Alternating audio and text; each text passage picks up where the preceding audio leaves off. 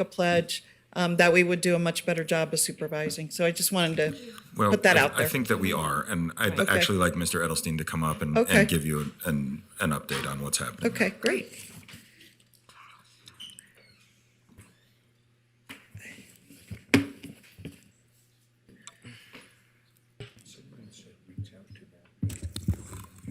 Good morning, Madam Mayor, Council. Eric Edelstein, Assistant City Manager for the record. Yes, Mr. Van Zee has communicated directly with myself, Mr. Uliat, Councilmember Taylor, Nathan, as well as Matt Brzezina have visited with Mr. Van Zee on a repeated basis, and we have had fairly constant dialogue up to and including emails yesterday discussing activity, where the contractor was working, exactly what they were doing. So, You think it's been remediated, is what you're saying? I would not say that it has been fully remediated, but it is in a very solid process and a really strong communication back and forth. We understand the issues and are addressing them very actively. Okay, Mr. well, Edelstein, would you mind great. talking about one of the other comments that we received in the same neighborhood, please? Yes, thank you, Councilmember Taylor. We do have another constituent who has been in this district who has also replied to us with her thoughts, actually initially telling us that she thought everything was great and that we were doing a very good job. So we received very conflicting reports. She did follow up about a month later saying, might have been a little quick to say how great it was, have identified some issues. So again, we have kind of a little bit of competing information, But she did say that the contractor went back out, fixed what she needed, and it's back. I mean, we are very responsive to this concern, and we are making progress. yeah, absolutely. And there's differing opinions in the neighborhood. There are differing opinions, and yes, we're in active conversation and activity virtually daily on this item. well, that's fantastic. Thank you so much. And I just want to encourage, I know we've had an incredible winter with rain, and that leads to incredible growth, weeds. So I'm hoping that the landscape folks are out there weekly, not monthly or bi-monthly. Right now, this period is really critical for that. And we want to make good on our promises. So thank you, Councilmember Taylor, for getting directly involved with this. I had no idea of the backstory or the second letter. It struck a nerve because we had such a prolific conversation last year about this. Thanks. Thank you. All right, thank you. All right, Mr. Thornley, do you have any updates or anything on this agenda? Yes, Madam Mayor. Item G2, Golf 2, we'd like to postpone to August 9th so that we can make sure we have a complete and comprehensive list of applicants for the position. All right, everyone, please remove that from your agenda. G2. Yes. All right, thank you so much. At this time, I'm going to ask for approval of the agenda. So moved. I have Second. a motion, I have a second. All those in favor say aye. Aye. All those opposed? Motion carries unanimously. We're going to head into item A5, approval of the minutes. May I get a motion? So moved. I have a motion. Second. I have a second. All those in favor say aye. Aye. All those opposed? Motion carries unanimously. All right, thank you so much. We're going to head into item B. Madam Clerk, do you have any public comment on this item? Thank you, Madam Mayor. We do have a public commenter, David Pritchett, in the Great. audience. All right, perfect. And again, for the audience, comments are to be made to the mayor and council as a whole, and you will be limited to 3 minutes. Please state your name for the record. Good morning, nice to see you. Hi, good to see you all. I'm David Pritchett. I am your chair of the Recreation and Parks Commission. My colleagues gave me that honor a few months ago in our annual cycle, so I'm striving to fulfill my duties with vigor, despite some kind of personal health challenges lately. So I think the way this is going to work today is the consultant and staff were also presenting something somewhere on your agenda. They're talking about it right now.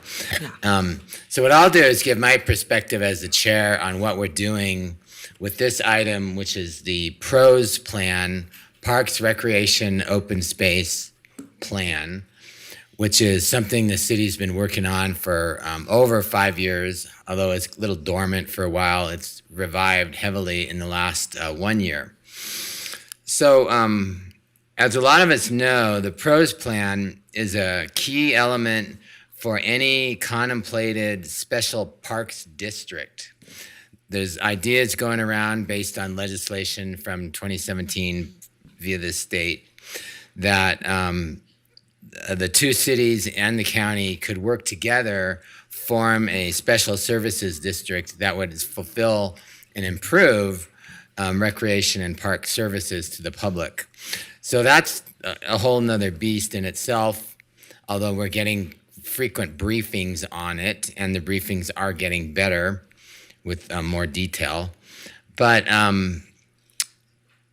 a plan on basically to address the question, okay, you get a bunch of public money, what are you going to do with it? We need a real plan, not just like make everyone's quality of life better in Reno. I mean, that's cool, and we do that every day, but it needs to have a hard plan of what this new funding source potentially would go to. So that's been, the PROS plan has been appearing at our commission agenda for the last 3 meetings, and will appear consistently every meeting or 2 throughout the summer. That's the proposal you have on your agenda, is to enhance the existing contract by an extra $54,000, which is maybe a quarter of what the existing contract is. And it's a very good use of the funds, because our commission has torn into the draft PROS plan and some of the supporting materials with great vigor during our last 3 meetings. And we found a lot of concerns to the commission, especially the newer members. And we feel the new approach that we already have a response will address those concerns, especially a lot of tidbits in there that look like it's a policy decision without a policy venue that's properly to foresee that. I'm going to talk a little minute or 2 more. Yes, please give us one more minute. We'd Yeah, love to hear your report. So there are a lot of elements, for example, that look like it's a decision or a conclusion. We found those, we teased them apart. The consultant had a response memo last month to present that in a better way. You know, like there's some instances about redesign of Civic Plaza, you know, with the skate ring. Well, that's not a project anyone's doing, but it was in there, so now it's out. There was an extensive paragraph that looks like privatization of park services. That wasn't the intent, but it sure read that way. So that was something we found, and we'll have updated and corrected in the PROS plan next version. The intent is to finish this over summer. That's in the detailed proposal that's on your agenda today. And I think this will be the most important work the Recreation and Parks program at the city may do in the next 5 years, especially to get poised for a special district that could provide services, you know, when we're ready to do that, collaborating with the county and Sparks for their equivalent of a PROS plan. So with that, that's my perspective as the chair. It's been a lot of fun serving as the chair in our monthly meetings. And one last bit related to the PROS plan. We have a project going on right now, Holcomb Avenue Rehabilitation. It's led by RTC, that you may have heard of. And that is reworking the asphalt on Holcomb Avenue and the interchange where the south end of Sinclair Street merges to great encouragement of speed onto South Holcomb Avenue. So that merged section is gone from this RTC plan. The City Public Works has been involved in there to tweak a lot of differences. I coincidentally am the most adjacent neighbor there at my personal residence. There's a lot of curb space right there at the end of the merge lane. But My point here, you can go now, hear the screeching of the equipment, breathe in the diesel, watch the dust, and watch the old asphalt carried away. But what this is getting to, I do have a nexus here.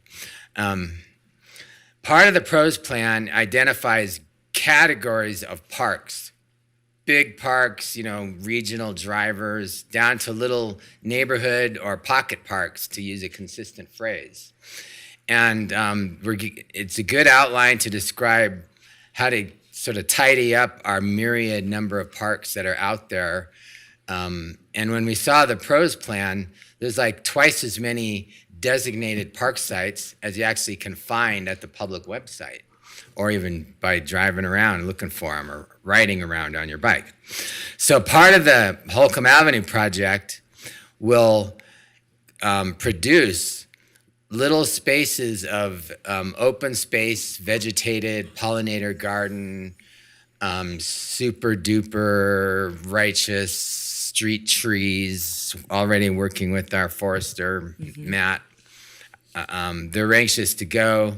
The soil doesn't look too ravaged from what they've exposed so far yesterday. And I encourage you to go down the south end of Sinclair Street, see what's going on there, and see an example of new pocket parks that eventually will be fit within that configuration. Yeah. So with that, thank you. We'll hear the rest of it from staff on the technical details. Thank you, David, so much. You are the perfect person with passion and persistence. So I'm glad you're the chair, and I want you to keep coming back and giving us updates. I think it's really important. I will strive to do that, Madam Mayor. Some of the most important work that we will do. Well, thank you very much. I'm having a great time. I'm grateful for the appointment to this commission. Well, we're glad that it's you leading the charge. Glad to be here. Thank you so much, David. Madam All right, Mayor, next Madam public Clerk. commenter is Heather Carpenter via Zoom. Okay. Hello, Heather, if you would please unmute, state your name for the record, and begin speaking. Hi, my name is Heather Carpenter. I think I might have selected at the wrong time. I really just had a few follow-up questions on this project that potentially could be answered at a later time. But I just wanted to know when or what the options are for community oversight on the PROS project, particularly when it comes to the deliverables provided by the consultant. Once again, you do not need to answer right this moment, but if that could be provided in some follow-up information, I would appreciate that. Thank you. Thank you. I volunteer to be oversight. Okay, fantastic. Permission for that. All right, Madam Mayor, with Then that, we're going to send her your way. we have no additional public comment for Okay. our consent agenda items, and we would be looking for disclosures and items to pull. Okay, at this time, I believe we have a council member with the disclosure. I'm going to send it to Councilwoman Taylor. Well, I need to pull item Do you want B10. to? Okay, so let's do that first. Councilwoman Ebert, I'm going to ask you, do you have any items to pull? No? Okay, Councilwoman Dewar? Well, I was going to pull item B14, the pros plan, and B15, the bowling stadium. Okay. And others may wish to Vice also. Mayor Reese. Nothing, Madam Mayor. Great, thank you so much. Councilwoman Taylor? Item B10, please. All right. Councilwoman Martinez? None at this point, thank you. Nothing? Okay, Councilwoman Breckus? Madam Mayor, I'd like to pull, in addition to some that have already been pulled, B13, but I do have a disclosure on B14. All right. Thank you so much. So at this time, let's read disclosures. We'll move to approve the remaining items. Second. Okay, I have a motion, I have a second. All those in favor say aye. Aye. All those opposed? Motion carries. Councilwoman. B10. Thank you, Madam Mayor. Fellow council members and Madam Clerk, in the interest of full transparency on item B10, I am disclosing that Jacobs Engineering Group is a current client of my consulting firm, TaylorMade Solutions. Specifically, in 2022, Jacobs Engineering Group retained TaylorMade Solutions to provide public outreach services for the Arlington Avenue Bridges Project and the Mill Street Capacity and Safety Project. On this matter, I have sought guidance from the City Attorney's Office. I have been advised that I have a substantial and continuing business relationship with Jacobs Engineering and therefore a commitment in a private capacity to the interests of Jacobs Engineering Group. Here, item B10 seeks approval of a $197,246 consulting service agreement with Jacobs for mobile organic biofilm pilot project at Tem Wharf. This is a small but significant piece of business for Jacobs Engineering. As such, I have been advised that the independence of judgment of a reasonable person in my situation would be materially affected by my current contracts with Jacobs Engineering Group. Accordingly, I will not be participating or voting on this item today. Madam Clerk, please accept this disclosure and lodge it on the record for this meeting pertaining to these agenda items. Thank you, and I will leave right now. All right, thank you so much. Madam Clerk, did you get it? Into the record. Thank you so much. All right, Councilwoman Breckus, go ahead. Yeah, should we just, Is this on B10? I think we should Yeah. vote on 10 Yeah. so that she can return for the next items. Right. So Okay. I'll make a motion that we approve B10. Okay, Second. perfect. I have a motion, I have a second. All those in favor say aye. Aye. All those opposed, motion Okay. carries. And then while she's getting herself settled back in, I'm going to read a disclosure for B14. Madam Mayor, fellow council, city council members, and Madam Clerk, in the interest of full transparency, I have a disclosure to make on item B14. In September 2022, the city council approved a $150,000 contract for with Stantec Consulting Services Incorporated to develop the Parks, Recreation, and Open Space Master Plan.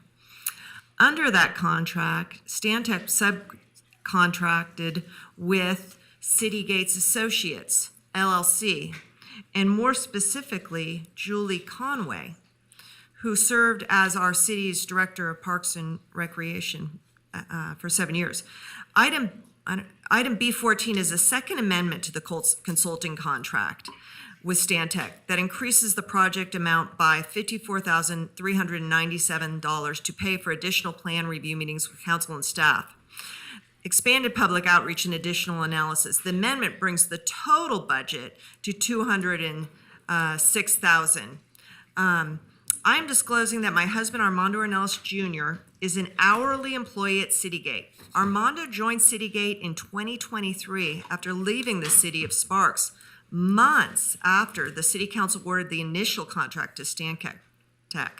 Armando is not a partner at Citygate. His compensation is entirely based on billable hours completed for clients on projects he is assigned. To date, Armando has not performed any billable work for any Citygate client. Armando is not assigned to this project, and I confirm that he will never be assigned to perform work on this project. Moreover, Armando has not spoken to our council in any way at Citygate about this project, nor will he in the future. On this matter, I have sought guidance from the city attorney's office. Here, I have been advised that I have a commitment in a private capacity to the interest of my spouse and his employer, Citygate. However, given the timing of the initial award of the Stantec contract, the nominal increase in project budget, the subcontracting relationship between Stantec, Citygate, and Julie Conway, and the lack of any pecuniary impact on our household income or my husband's employment, I have been advised that the independence of judgment of a reasonable person in my situation would not be materially impacted by my husband's employment to Citygate to warrant abstention under NRS 281A 420 sub 3. Madam Clerk, please accept this disclosure and lodge it on the record for this meeting and subsequent meetings pertaining to this item. Thank you. Okay, thank you so much. And I believe that was for B14, correct? That's correct. All right, thank you so much. All right, we've got to go back to actually B13. So I'm going to send it to, I think, Councilman Breckus, is that you? Yeah, I pulled this one. I don't know who's the staff member for this. Is that, oh, okay, I'll let them come up and introduce themselves. Good morning, Madam Mayor, City Council. My name is Chris Harper. I'm the City Security Manager, and I'm here to represent the item. Great. You know, Mr. Manager, on this agenda, it's been a little tricky because we have a lot of agreement amendments, and sometimes the master agreement are not present. The bowling one, we had all 6 amendments added, but not the master. I asked for that over the weekend to come forward. It came forward. And actually, I realized in the B14, we didn't have the first contract. We had the second contract. So this one, we don't even have a first contract. And we just have an amendment contract, an addendum. And I don't know, maybe the attorneys, you know, I would think that an informed client isn't an informed client who knows what you're amending when you're taking an addendum. And I'm struggling with this one because I heard competing information on this when I was in my agenda review. And this involves the use of security private security forces in the downtown area. Correct me if I'm wrong, but I understood during my briefing that we were going to deploy these private individuals to focus on people trespassing on private property. Is that correct? No, that's not correct. Okay, I thought I heard in my agenda review that sometimes there's people over the nighttime hours when are, out who come back into downtown. Maybe they're sleeping in a doorway somewhere else, and we were going to deploy them, off premise from city property. And what I mean city property, I mean property owned by the city, not rights away. So, not having the main contract, not understand where will we be deploying these private security forces with this So- addendum? The security officers only have authority on city property because they are contracted officers with the city.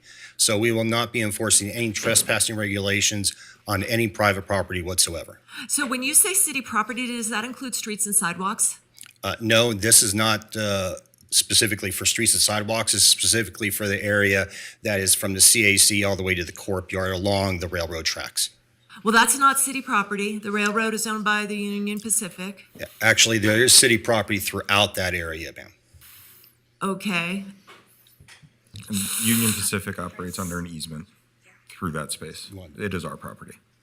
That brings up a whole other issue because one, we've sold a lot, some, and two, I'd like to know if we have a lease on one and we're going to be deploying security officers onto a property where we've leased. One, is that within our rights of the lease, or are we doing an extra favor to someone who's a tenant? Cynthia, as far as the Chief Equity and Community Relations Officer, I'd like to defer to John Shipman to provide clarity on the corridor from Galletti to Chisholm, which is one of the areas that will be seeking assistance. How would I have known that this was from Galletti to Chisholm by reading this staff report and the agreement? Did I miss that there was some geographic boundaries mentioned in the staff report? There wasn't.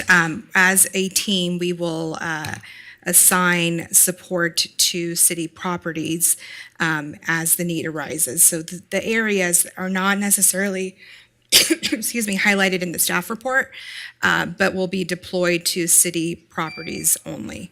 And specifically properties that belong to the city but are not intended for public use and pose significant public safety and hazard to the community. Okay, your 3 minutes are up. I'm Madam going to Mayor? go to Councilman Reese. Go ahead. Thank you, Madam Mayor. Just a couple of thoughts and comments. First of all, thank you. I appreciate the work that you're doing here at the city, the both of you. I think there's been a marked change, especially Mrs. Barza, once you took over the handling of the Clean and Safe program, because it has allowed us to really position it well in a very respectful and thoughtful manner. It's also had some great outcomes because you give us those updates all the time. But I also want to call out Allied. I think they have done a very good job as well. I think that the work that they do is appreciated. We all have safety at top of mind, and so anytime that's an issue, I think it's an important one to think about.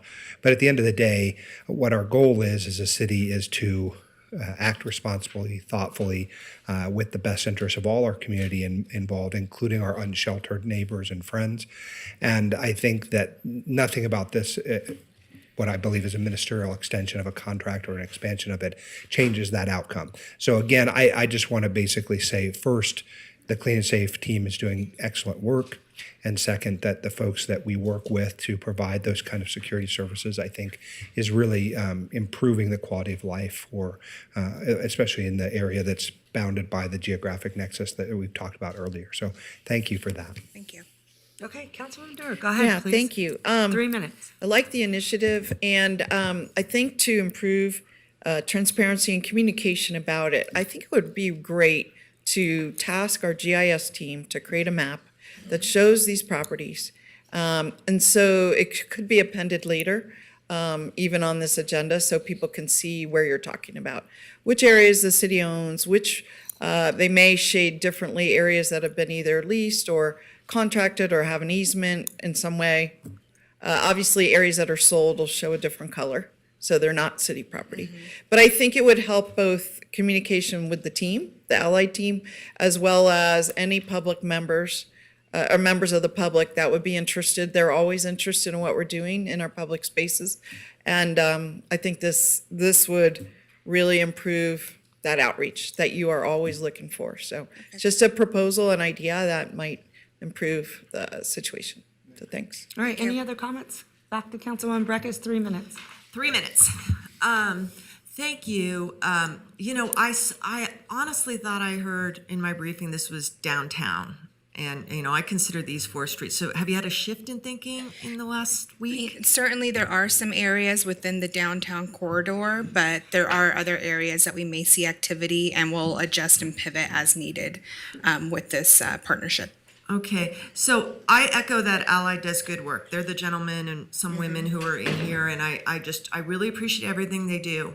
But moving a private security force out to do engagement with the public on private property, on city of right-of-ways, is not a comfort area for me at this point with what I have, which is, 1, no geographic definitions and scope of where they're going to be, no scope of the services when they interact with the public. Maybe it's all in the master agreement, but I am concerned, and it's as much for the Allied Forces people who may be put in a position to interact with members of the public they aren't trained to do. I don't know, maybe they are, maybe they're the top-notch people, but maybe we're also looking to deploy them to do work that police officers typically do, or, other people as a part of our, our teams.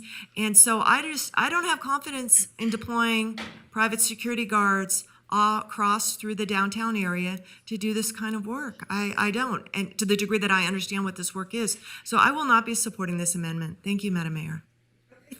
Thank you so much, appreciate it. Councilman Reese, Oh, I have nothing, Madam Mayor, but I'm prepared to move. please.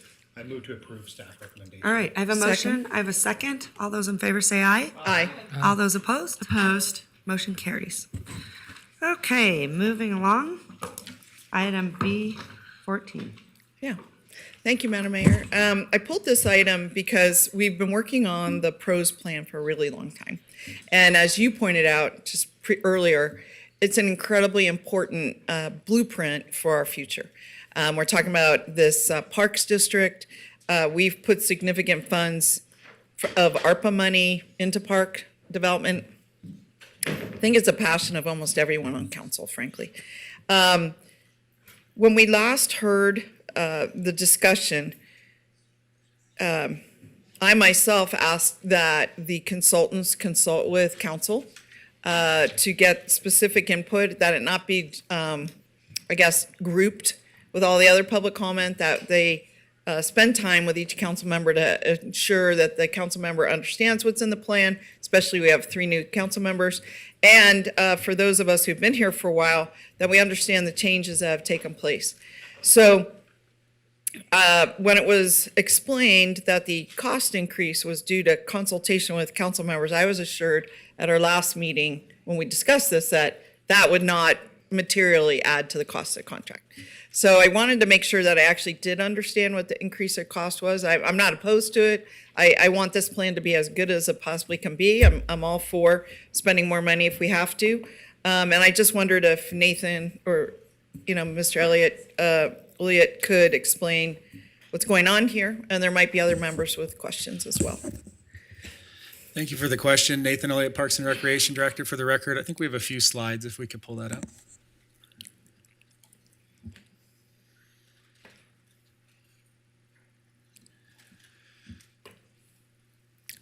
So to your point, Councilmember Doer, we have, there's a few different phases to this, Okay. But I kind of want to give an explanation of where we're at, where we've Good. moved from.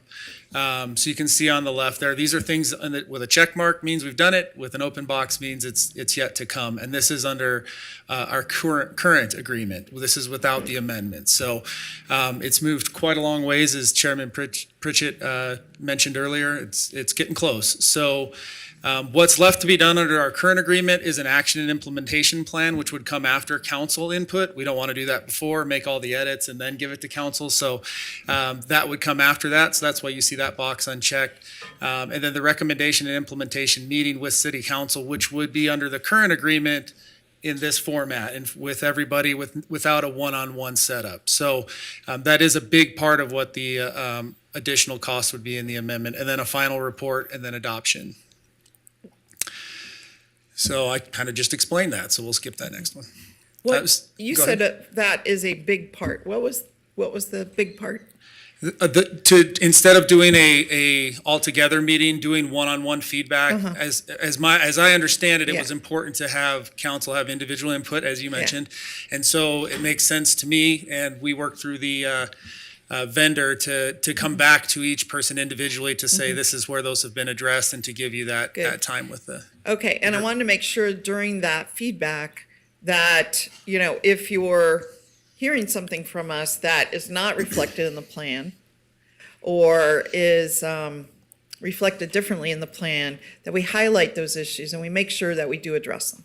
I don't want to come back for approval of the plan and go, well, where is the thing that we asked for either earlier or at the one-on-one? Absolutely, and you should have received a copy of how we did it with the commission, and Really? it came from we heard the commission's concerns, staff has a point and addressed it, the consultant addressed it, then we went back to the commission to say, are you satisfied with these responses? Okay. In 19 occasions, 3 of them, they were, hey, we still want to amplify that message. Okay, And so good. I think that worked pretty effectively. I'll leave that to Chair Pritchett to tell me behind closed doors, hopefully. But we think that would work effectively with Okay. council too. And then the action implementation plan that you identified, that's going to have what, dollars and money to how to get there? I think so, along with prioritization, flat. I didn't mean dollars and money. I meant money and milestones is what I meant. Yes, if we can find the money, we can do the milestones. Yes. Okay. And All right, I'm going to cut Thank you you. off and Yep. hand it over to Councilwoman Breckus. Yeah, I was I was disappointed to see this come on consent because, there was attachment of the draft of the plan, a memo came out to council. To me, it looked like it was an item that rather routine contracting amendment vote. Wanted to talk a little bit about, what we're doing and where we're going. Of course, the contract amendment lays out a path. But I'm not sure it's a good one. I'm not sure that this plan is where it needs to be right now in the path that we've outlined, in recognition that I think we're on our 3rd planning project manager, our 2nd parks director. It's really gone on far longer than it was ever proposed to do. And that's, to me, I'm a planner, is a plan in trouble. And I spent the weekend reading our plan. It was a little glitchy, so I didn't get through most of it on our website. But I did read the City of Austin's plan. That was the most recent National Parks Plan Award winner in the country. So it's a model of a best quality recent for a city plan. And I think we can get there, but I think it needs focus of this body. I was really unhappy to see, and now I understand what Ms. Stewart said, have meetings one-on-one with us. That is not productive. And the statement said in lieu of a workshop. That's, to me, also had open meeting questions. If we're going to have a serial quorum walking, ask Councilmember Breckus what she thinks about the plan, then go to Martinez and that, and then we'll have an outcome. Well, why not have a workshop and be transparent and discuss it? I think that's how the Parks Commission did it. And I know this body, hasn't been wanting to have a lot of workshops lately, but I think we should on this. I think that's the path forward. And the plan, it's kind of a hot mess, the draft right now. So I think there are a lot of structural issues to tickle into rather than, modifying the draft. And I think you can get there with clarity, but I think it needs a bigger audience. These 5 meetings with us for a half hour is really a joke, and it's kind of delegating our oversight to this important function. We say parks are important, but we're once every 5 years or 10 years going to do a plan, and we won't even give it the time of a workshop. Shame on us. And shame on us for having a plan that's going on this long, too. So I'll support the amendment, but I just want to call out, my dissatisfaction. I think I was maybe the Parks and Rec liaison when we started this, or the concept came up. But anyway, thank you. All right, Vice Mayor Reese, go ahead. Thank you, Madam Mayor. A couple of things I want to start with, Mr. Williot, if you would come forward. So the first thing is I want to say I had the privilege of having a meeting this last week with a number of folks who are committed to park adjacent and related issues, primarily in the field and recreation area. How do we allocate fields? And so I wanted to start by saying they have been incredibly impressed with your thoroughness and thoughtfulness in presenting the ideas related to what our YSA does, how it integrates with our park system, what our vision is for it. And basically, I share that with you because when you stand at this podium, oftentimes you're not hearing the good things. So I want to start with the good thing, which is that there is a sense that you are really adding an incredible amount of experience that has been different than past experiences that we've had in the city, in part because you came from a city and an area of the country where they have robust park systems and a very different kind of focus. So at the top level, good on you. Thanks for doing it. When people tell us that in the community, we know that our city managers made the right choice in bringing you on board. The second thing is I want to address sort of this concept of, failing to plan is planning to fail, right? I think that this is a draft. It has things that have to be resolved in it. I'm hopeful that the large lift in that will be done by our Recreations and Parks Commission, because I think that those are the folks who have a very invested and experience that perhaps does not always bear out on this dais.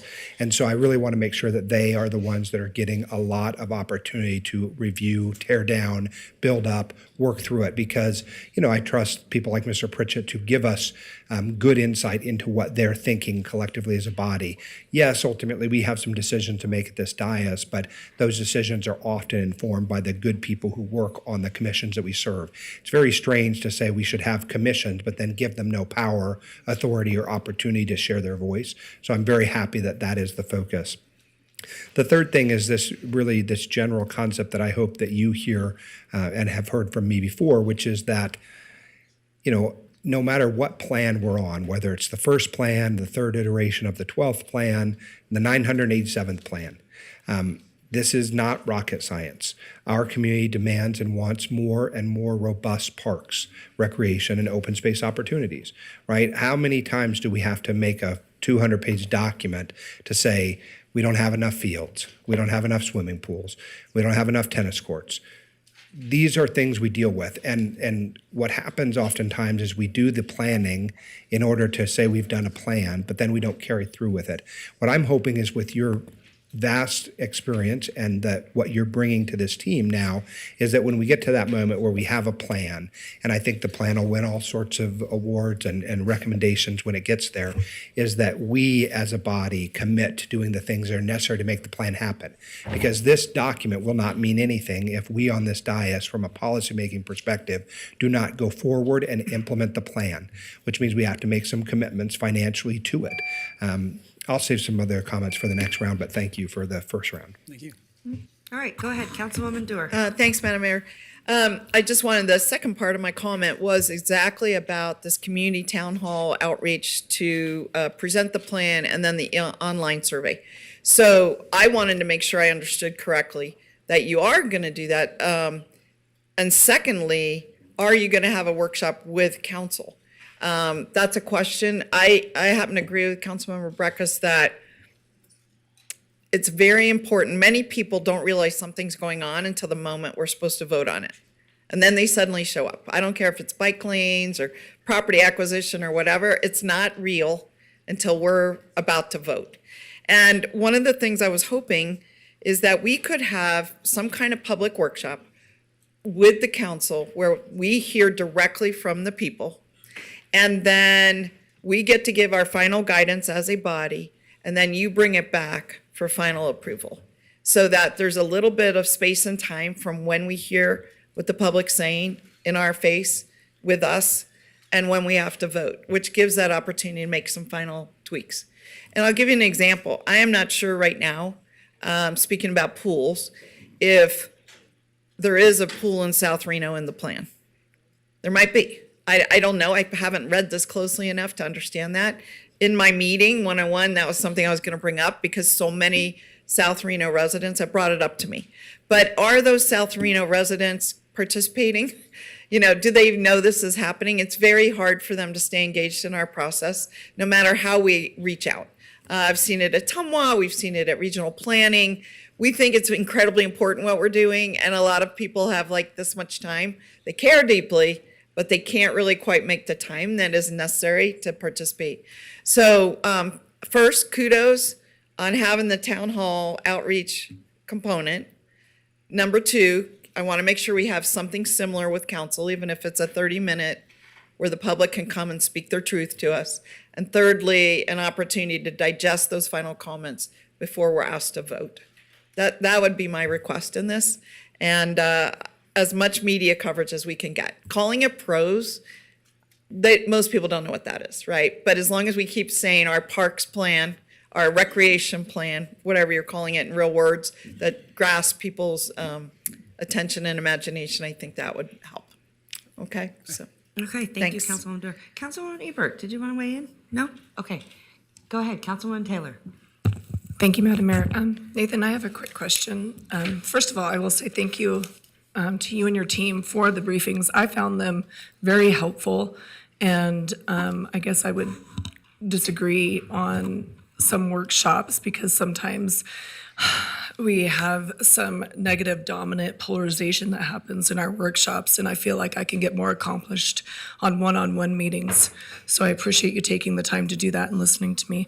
My second thing is very specific. One of the comments was number 10, that there would be a chapter where all recommendations and policies would be listed. And I don't know if I'm not understanding this right, but I imagine that information will be part of the plan, and just that it is easy to find and that is incorporated. But I think it's I think you're making a fantastic effort with you and your team. And we have to be accountable for getting the word out too as leaders up here. And we always, working in construction, I never knew this project was coming until somebody's building right in front of you. But we have to be responsible and accountable too and find out what's going on. And there's multiple opportunities to participate in this. So thank you to you and our communications team. Thanks. Okay, Councilwoman Breckus. So I just want to get an answer really quick. Sure. So I think to kind of touch on a few of the points, I think the individual components have a benefit there to make sure that questions can be asked in a setting that allows specificity and feedback and detailed response from the consultant and from staff. And then I think there is value in learning from colleagues too. So I think that can happen in a lot of different mechanisms. And I feel like we have the ability to do that, and we have flexibility with this amendment. We don't have to do everything in the amendment, and we'll only do what we pay for or what we ask to be done. I mean, more specifically, there will be a place within this plan where we can find recommendations. Oh, yes. Okay. Yeah, So and I that will guess come I just after. wasn't reading it very It will well. come after feedback too. There's plenty of recommendations in there already as you get time to go An through action it. item. So number 10 will be, number 10 from the Parks and Rec Commission, their comments will be incorporated. Oh, in this absolutely. plan. Yep. Perfect. And that was explained. If you go through that document, it explains how it was responded to by the consultant and by staff. And if there's no response beneath that, that means generally they were satisfied with that response. Thank you. All right, Councilwoman Breckus, go ahead. Yeah, and it just this isn't scheduled for council direction. It's really up or down on this agreement. So I'll try and center in that. I wish it was itemized for direction, because I do think direction to you to help you, on board would really be good, would be a council workshop with your draft to understand and clarify to the council, what plan and tools we're going to give you in your tenure in combination with these, one-on-ones. But I want to focus more to the scope. Somehow someone decided that it'd be good to enhance this effort with a community input online survey. And, when you have a draft, and you have a draft that's already have comments, and then, by reviewers, the Parks Commission, and they have standing, and then you have responses, you're, in my world of planning process, you're kind of past your point of online input. Online input comes early in a process to clarify, large values, and then that's distilled into a draft. So what advantage or why did you scope in this online survey when you already have a draft? So that was based on the feedback of the Parks and Rec Commission, and then also the consultant that, hey, some of the surveying was dated. It's pretty old. That survey initially was not done by the consultancy group. It was done by the city. So there was some feedback that, hey, this might be beneficial. We do not have to do it. Even if we put it in the agreement, we can decide to do that or not do it. I think it's important to get through the feedback process with council before we make that decision. But we also want to make available as a part of this agreement, if we want to present this at the NAB, which I think we should, to be able to have the consultant available to participate, which that was not included in the first agreement. Okay, and I can get that, but really it is iterative to do at this point of a planning process that's in trouble, and this one is, the changeover and so on. So it does, fortify, validity and the weakness of the draft, or where we're at, and it may just be a timing issue, So I really wish the council could have a workshop on this, especially from what I'm hearing of, we want to pull down south, we want this, we want that.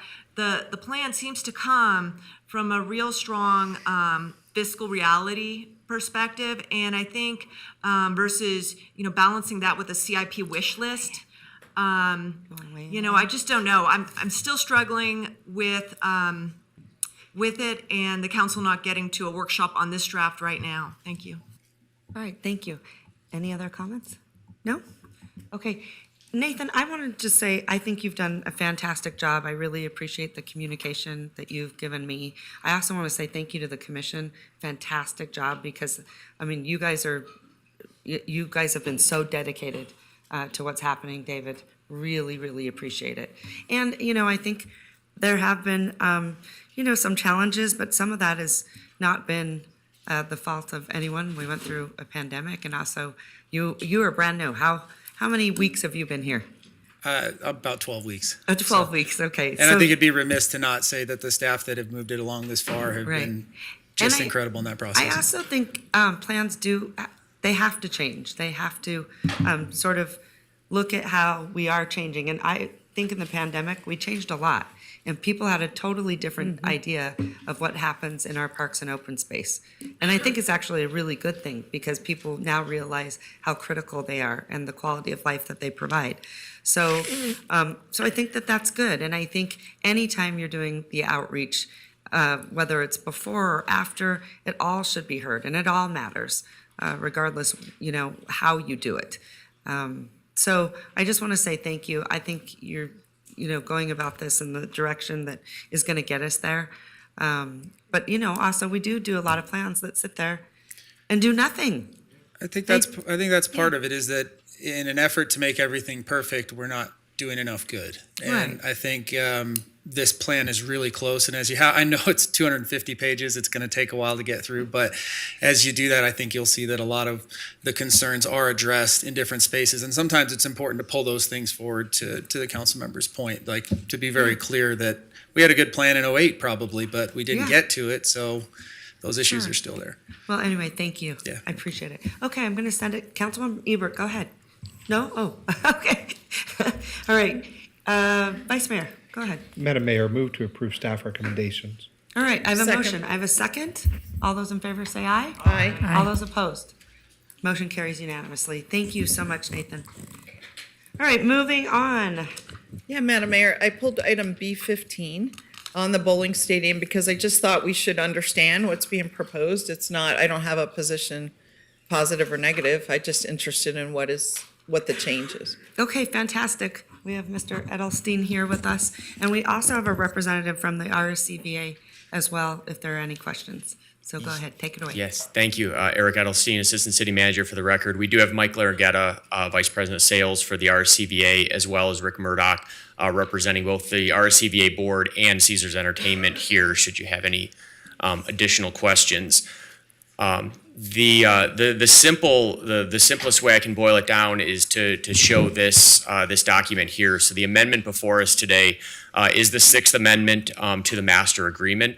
This particular amendment really just deals with the setting back of two dates. So we had the Women's Championship scheduled for 2025 and 2030.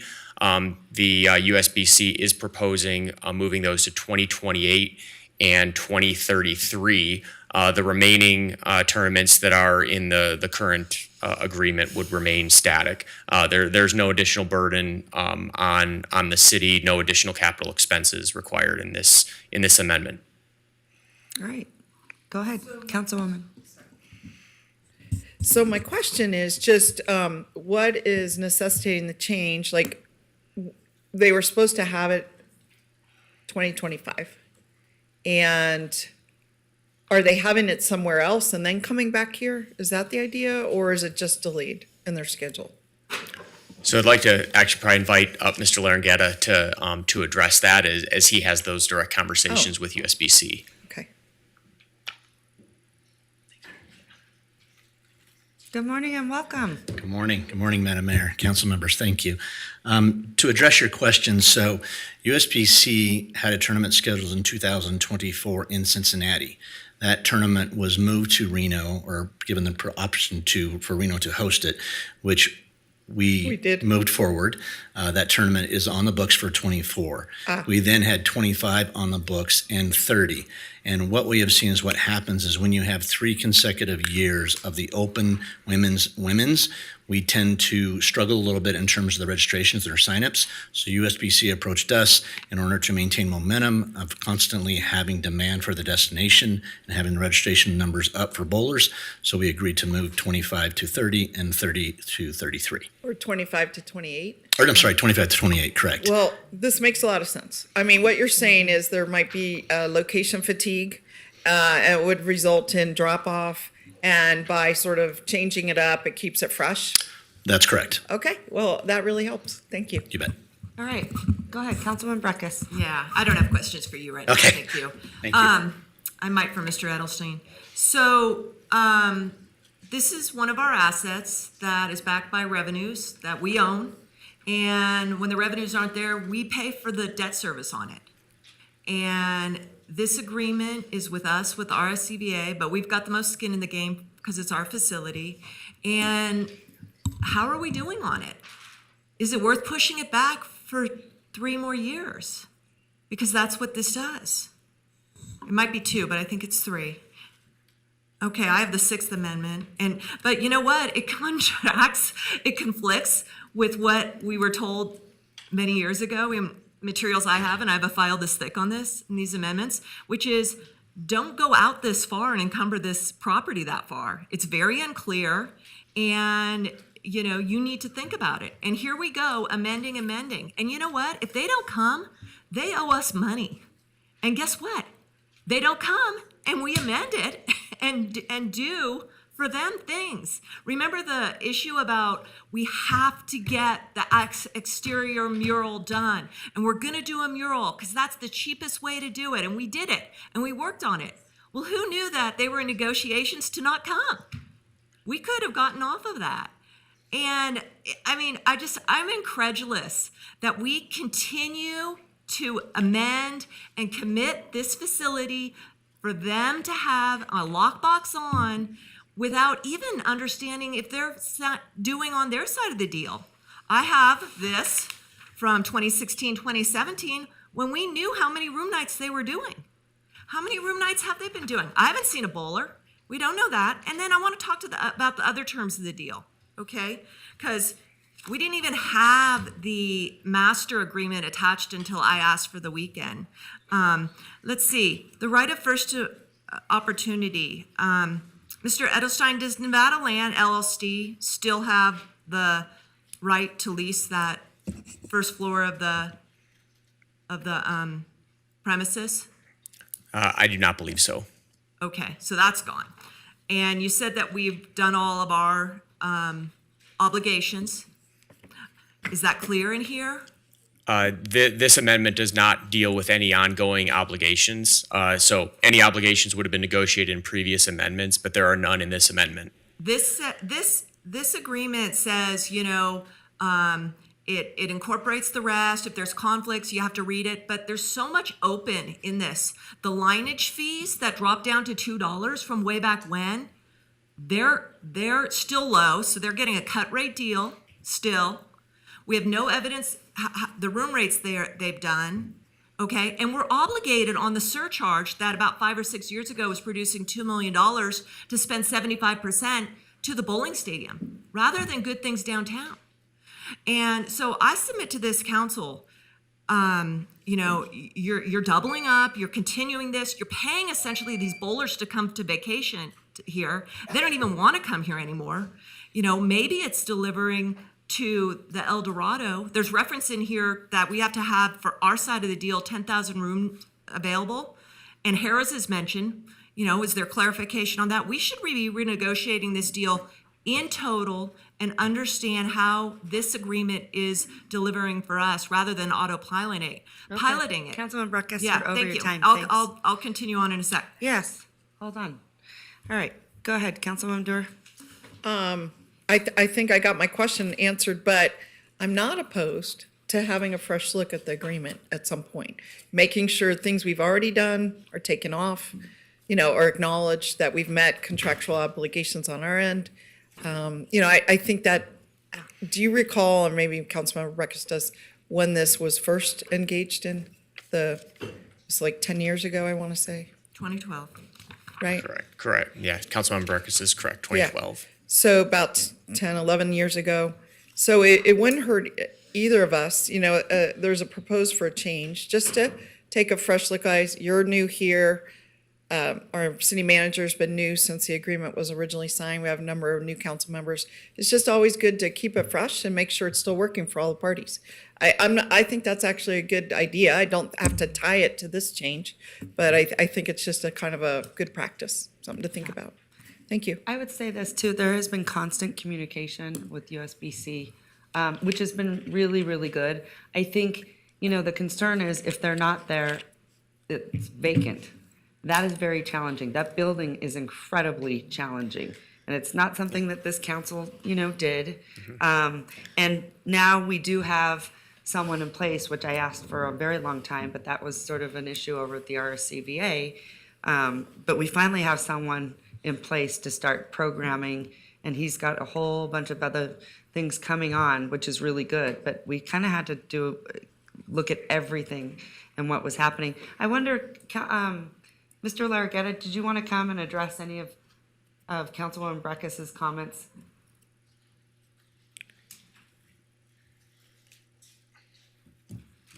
Thank you again, Mike Larragueta, for the record, Vice President of Sales, RCBA.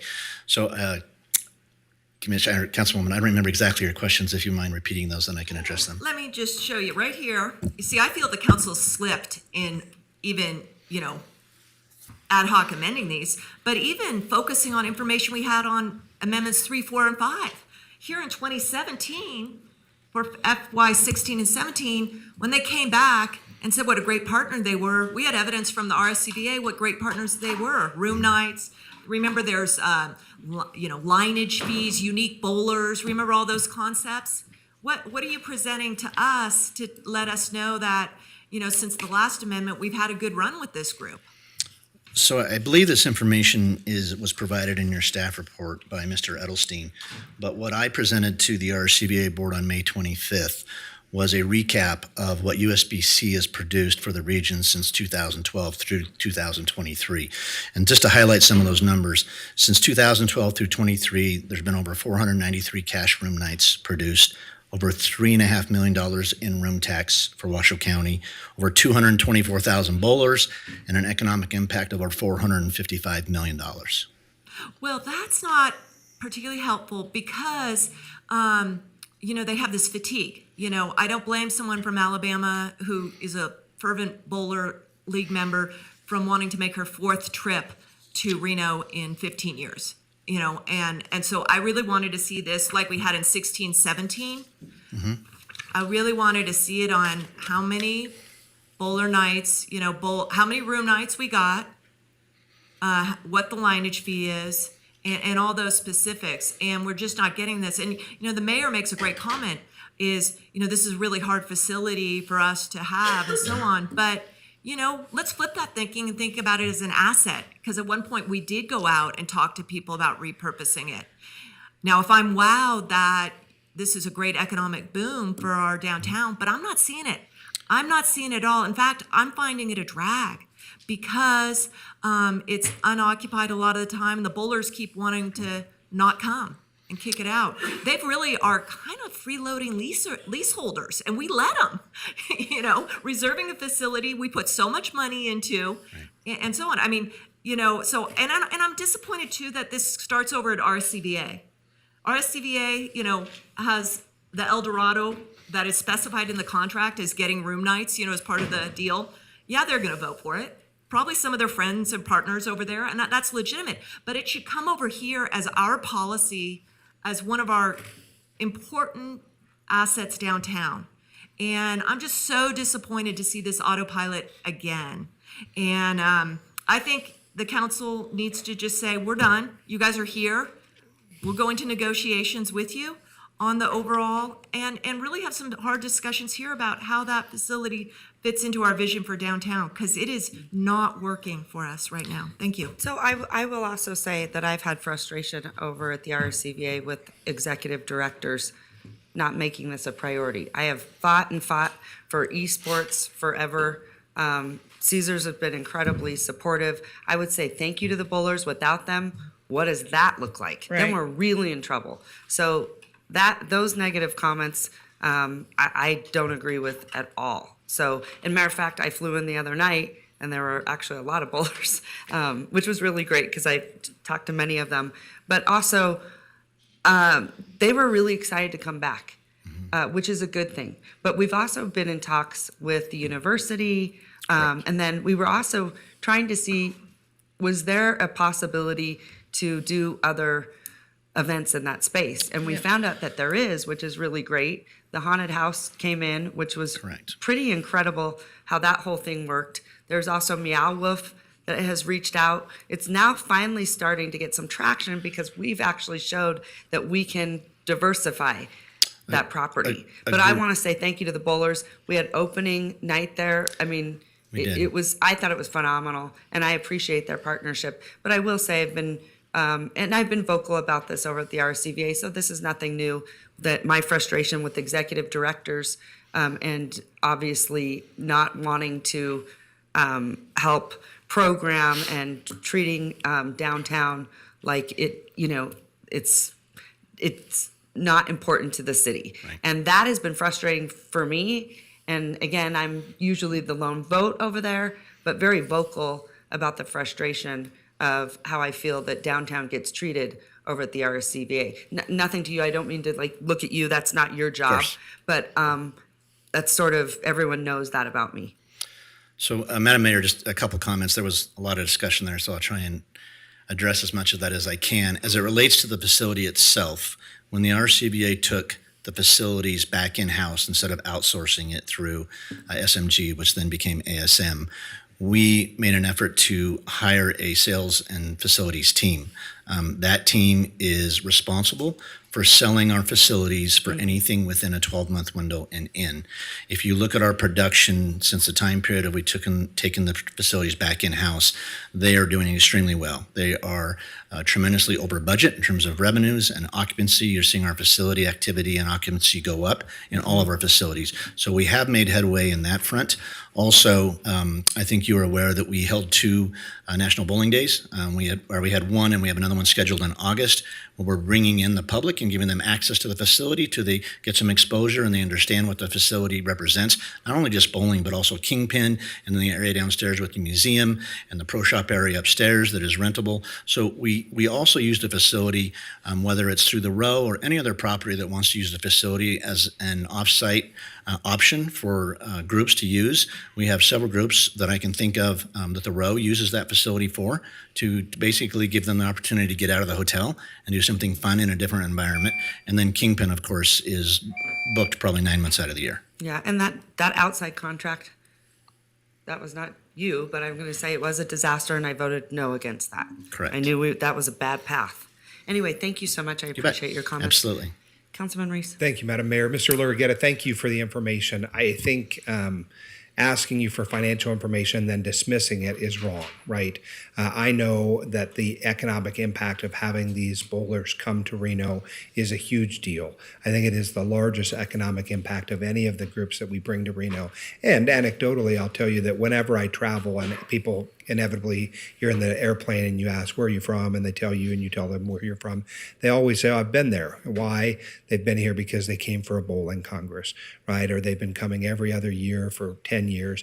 And certainly Ms. Dewar is correct in understanding that there is some fatigue when you stack them back to back to back and you're asking the same group of people. People by their nature wish to go to other places. So they can go to Las Vegas where there's a huge bowling complex that's there. I think there's one in Connecticut.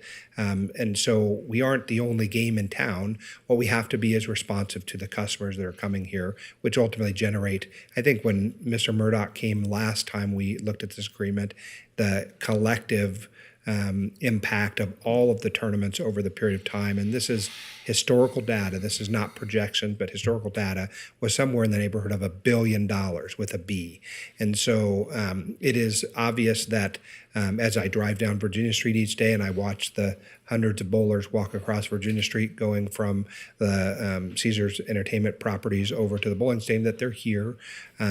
Ultimately, this council has struggled at times with this building, and you can hear the frustration at times, and it spills over. I don't think any of that's a reflection of our belief that this is not a good opportunity for us. It's just that we have to evaluate the opportunity costs as they arise. And so for us, these are, I think, minor modifications to a schedule. I don't think it changes anything about the nature of our angst over this building. What we want is for all the buildings in that area, all the conference center, the ballroom, and the bowling stadium to all have engagement and activity. And it's part of our broader, I think, economic development pitch for making sure that Reno's downtown is vibrant and has reasons to attract people to come to it. So again, I view the Sixth Amendment as not the time to dig into the whole thing, reopen everything we've got, but to stay the course. But I think long term, we have this asset that we own and which we want to make sure is productive. So, sort of try to hear through some of the noise. Not all of it is valid, I think, and I think you're hearing the disagreements on the dais about how we can best move forward. At the end of the day, though, if we want to program it, we have to dedicate attention to it. And so that's what I'm hopeful that you will do with us and for us. And certainly Madam Mayor has advocated strongly for it at the RSCBA. And I think Caesar Entertainment is adding a higher level of sophistication to the mix as well. So those are all good things. Right. So thank you. Councilman Reese, thank you. Appreciate the comments. If I could just add a couple more things to my feedback is to the Madam Mayor's comments that the RCBA has now hired a specialist who has lived and breathed bowling since I think he was old enough to walk. And he is putting together an extensive program of opportunities of going back to what we did, back in the days of when the bowling stadium first opened in the 90s, where we were really attracting bowling tournaments outside of USBC.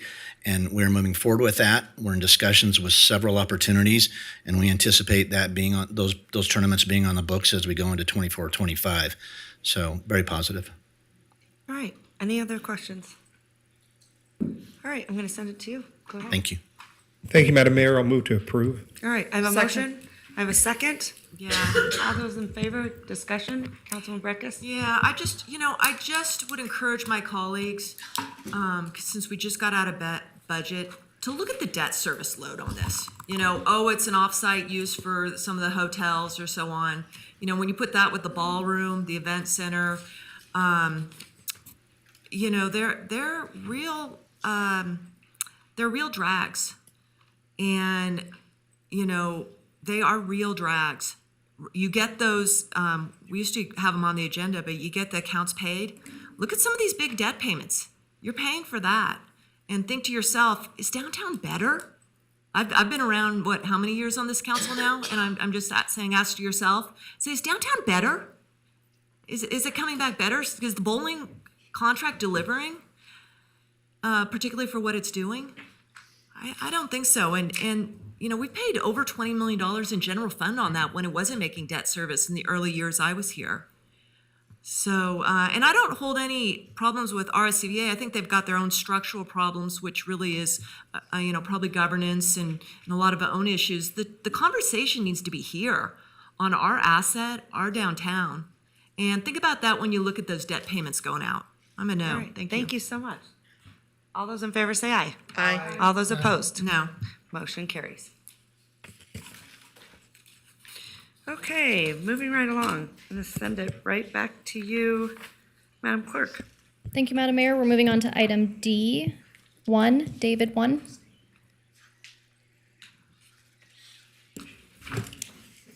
I would like. You know, I do think we should take a break pretty quick. Hold on one second.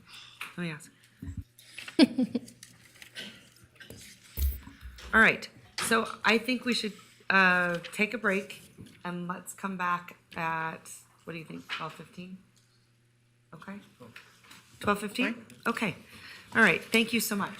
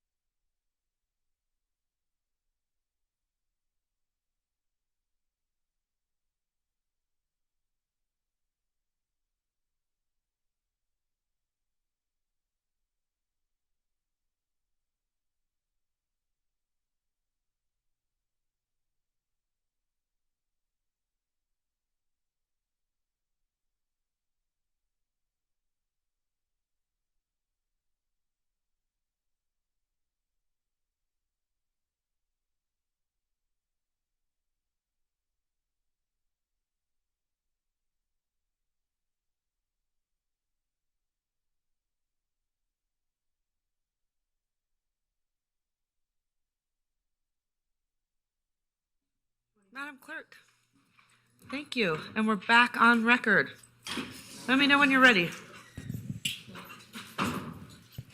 All right, Madam Mayor, it is 12:30 and we are ready to reconvene this meeting. So we're on item, again, just to bring everybody back in order, on item D1, which is a presentation from Brian McCardle. Okay, thank you so much. At this time, I'm actually going to ask you, Madam Clerk, do you have any public comment?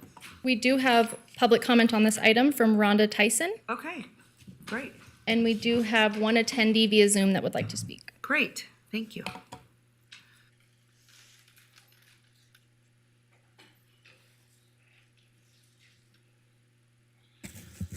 Hi, I'm Rhonda Tyson. I addressed this council for the first time almost 4 years ago when 0 Riverside Drive was originally on the agenda for disposition.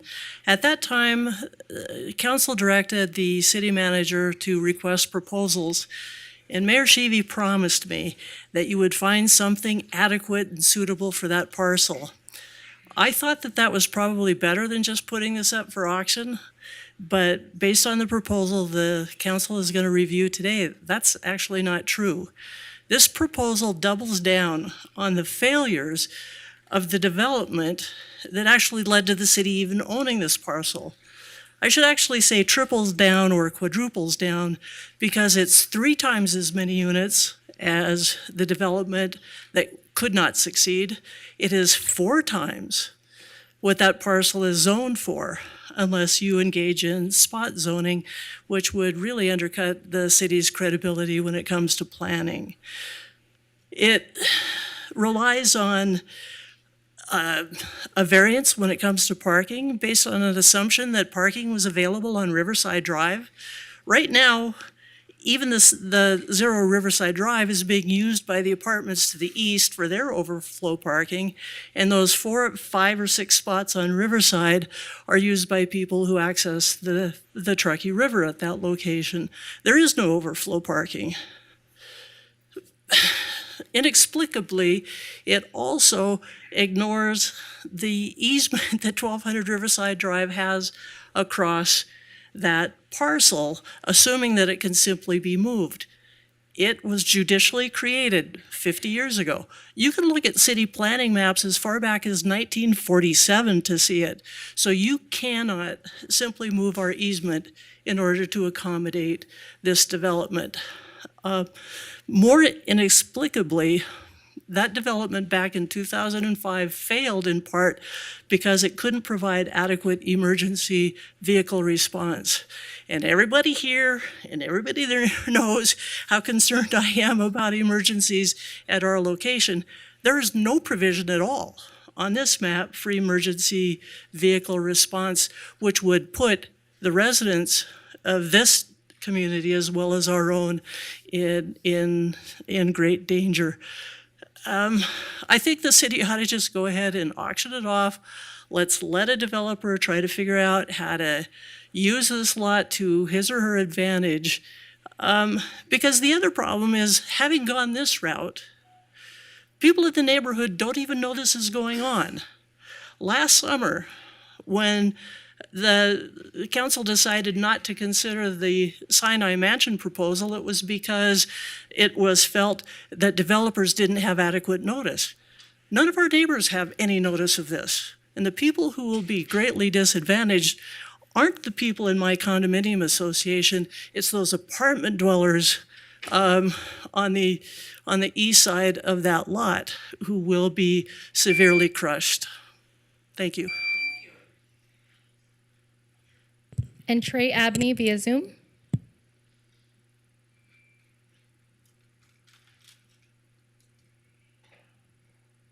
Hi, Madam Mayor, members of council. For the record, Trey Abney, here on behalf of NAIOP Northern Nevada. Sorry I could not join you today in person, still recovering from Carson City. Just real briefly, NAIOP knows that the city has stated multiple times over multiple years it wants a vibrant, livable downtown. And we believe that this proposal meets that criteria. And as NAIOP actively works to support and advocate for a federal public lands bill that will allow us to continue to grow and diversify our economy, we have been told multiple times from people at the city and others that the focus needs to be on infill. So here it is. This is infill. We think we need to move forward on projects like this and a federal lands bill. We are a all of the above approach here at NAOP. And again, we want to praise your staff for their hard work, and we want to thank you all for your service and for your time. Thank you, Madam Mayor.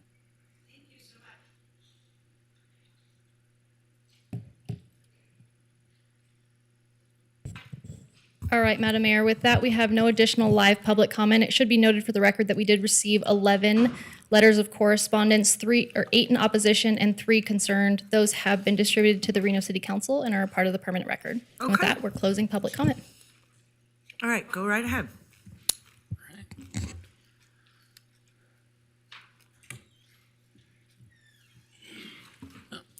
All right.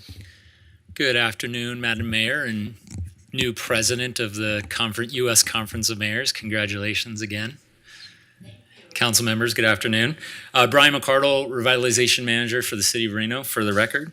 And today we're here to negotiate or to discuss council direction on a negotiated sale and purchase agreement for 0 Riverside Drive, for which we did an RFP earlier this year, and we received proposals, and we're going to discuss them today. So just some background on 0 Riverside Drive. Riverside Drive goes along the Truckee River right by Booth Street. It does terminate right at the end there and ends at this property, which is 0 Riverside Drive. Currently, there is a parcel map of 40 condo units, 12-story 40 condo unit parcel map that was entitled in 2005 on this property. That developer was unable to build that project, and so through a series of liens, it came before the city, and the city decided last July to pay off those liens to the county and acquire the property. It was also decided at that council meeting to go out for proposals at that time, and so we put together a RFP process. Released the RFP right around the first of the year. I received those a few months ago, and we're here today to show you the winning proposal that came through our scoring and review process. The current zoning on the site is multifamily 30, which does allow for 55 feet buildings. Acreage is 1.33, and it does have a flood zone, which we will address here. There we go. This is how the building or the site currently looks. It is, I guess, a blighted lot with 2 existing structures. It has been fenced off. It has been a nuisance for the city for some time. People have been breaking into the site. I believe Alex Woodley's here. He can share some of the issues related to that. Some people breaking the fence, parking cars, camping on it. Some people have been trying to garden on the site.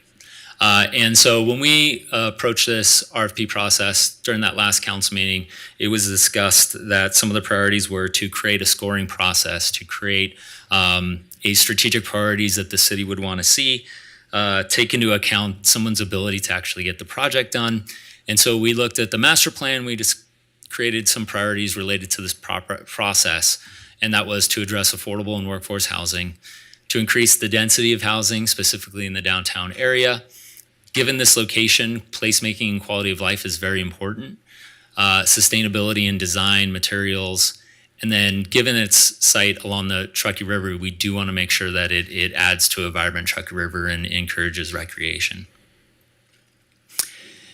In addition to that, we created other scoring criteria. So just the alignment with the city goals was 20 points, but we looked at the team that was proposing, their experience in the space, the projects they've done in the past. We looked at the design of the site to incorporate the number of units, the type of building being proposed. All 3 proposals we did receive proposed a multifamily project of 5 stories. We looked at the financial structure, the pro formas, the average rents that would be charged for this, and then the capacity for the proposer to actually get the project done using their existing equity in the project. And then last is the timeline. And so the proposal that rose to the top is a proposal from Built, who is a local builder developer in town. They're proposing a attainable housing unit with high density, attainable being that they can offer rents within the spectrum of what an average income could afford in the area. We call that workforce housing between 80 and 120%. They are proposing 123 units, mostly studios and one-bedroom apartments. There's something happening in place of downtown living is that studios and one bedrooms are becoming more and more popular because people are choosing to stay single and not get roommates. And so it's putting a further pressure on housing because they want their own dwelling units. In this proposal is 110 open air parking lots. The open air is important because there is flood challenges on this site. So if it does flood, the water can flood through that open air parking and continue to go through the site. It is a 55-foot proposal, 4/1 podium structure. They are going to maintain the river path, the plaza, and allow for public access. And they do have an erosion and flooding control plan. These are other renderings from the site. They are proposing 29 studio apartments, 77 one-bedrooms, and 17 two-bedrooms.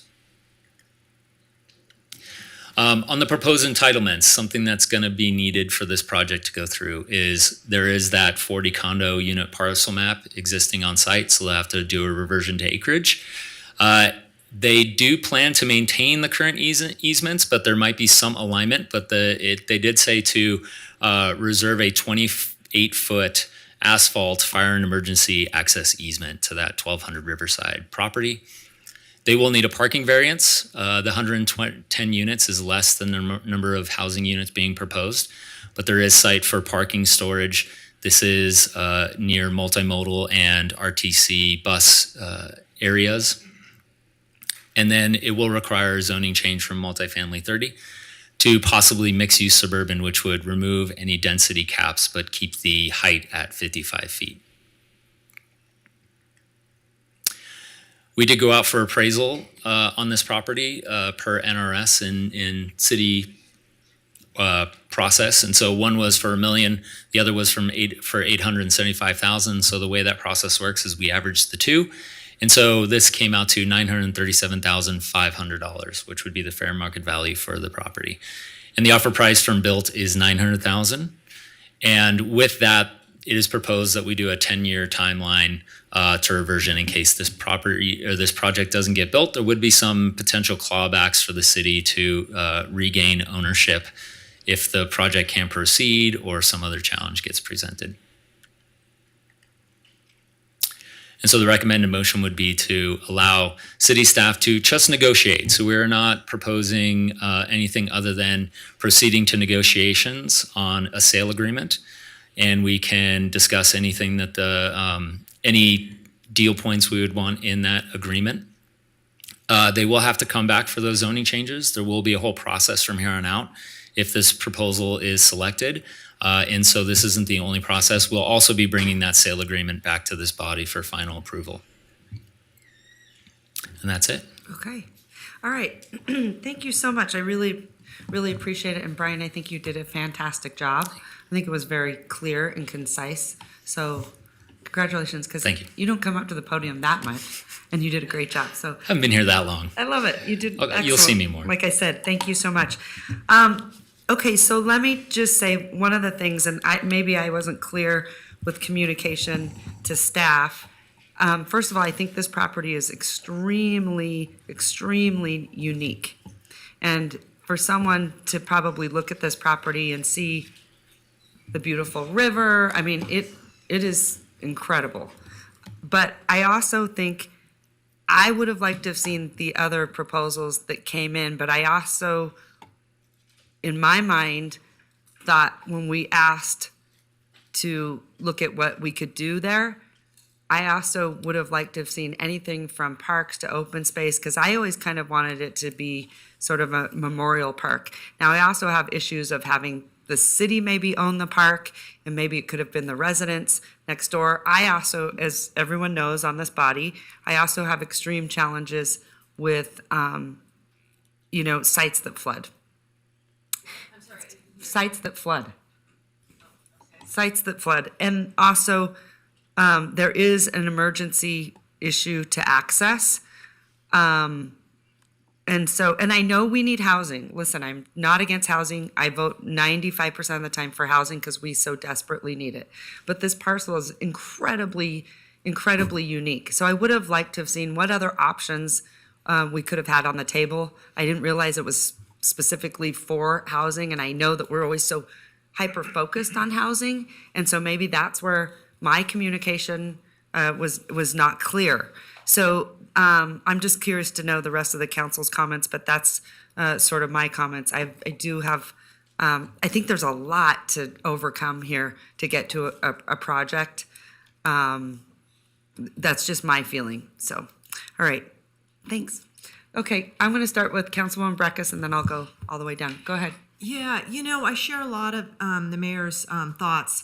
I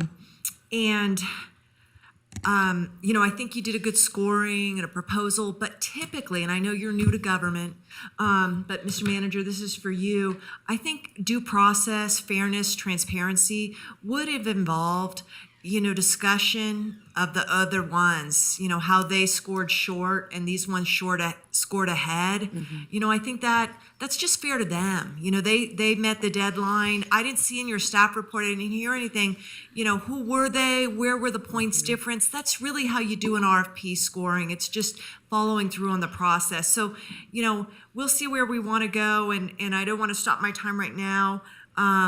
You said there were other housing, but I would have liked to have known, and I could easily accept, this was the issue or not. So that's number one for me. Number two is, I'm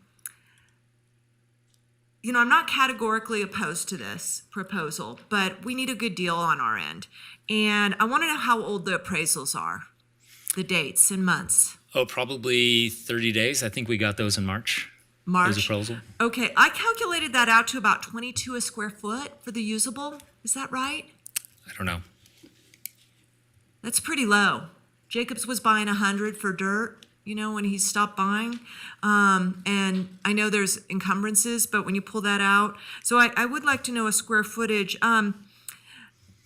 Ms. Tyson brings up an interesting thing of just have a clean auction, and I want to be fair to these proposers who came through a process.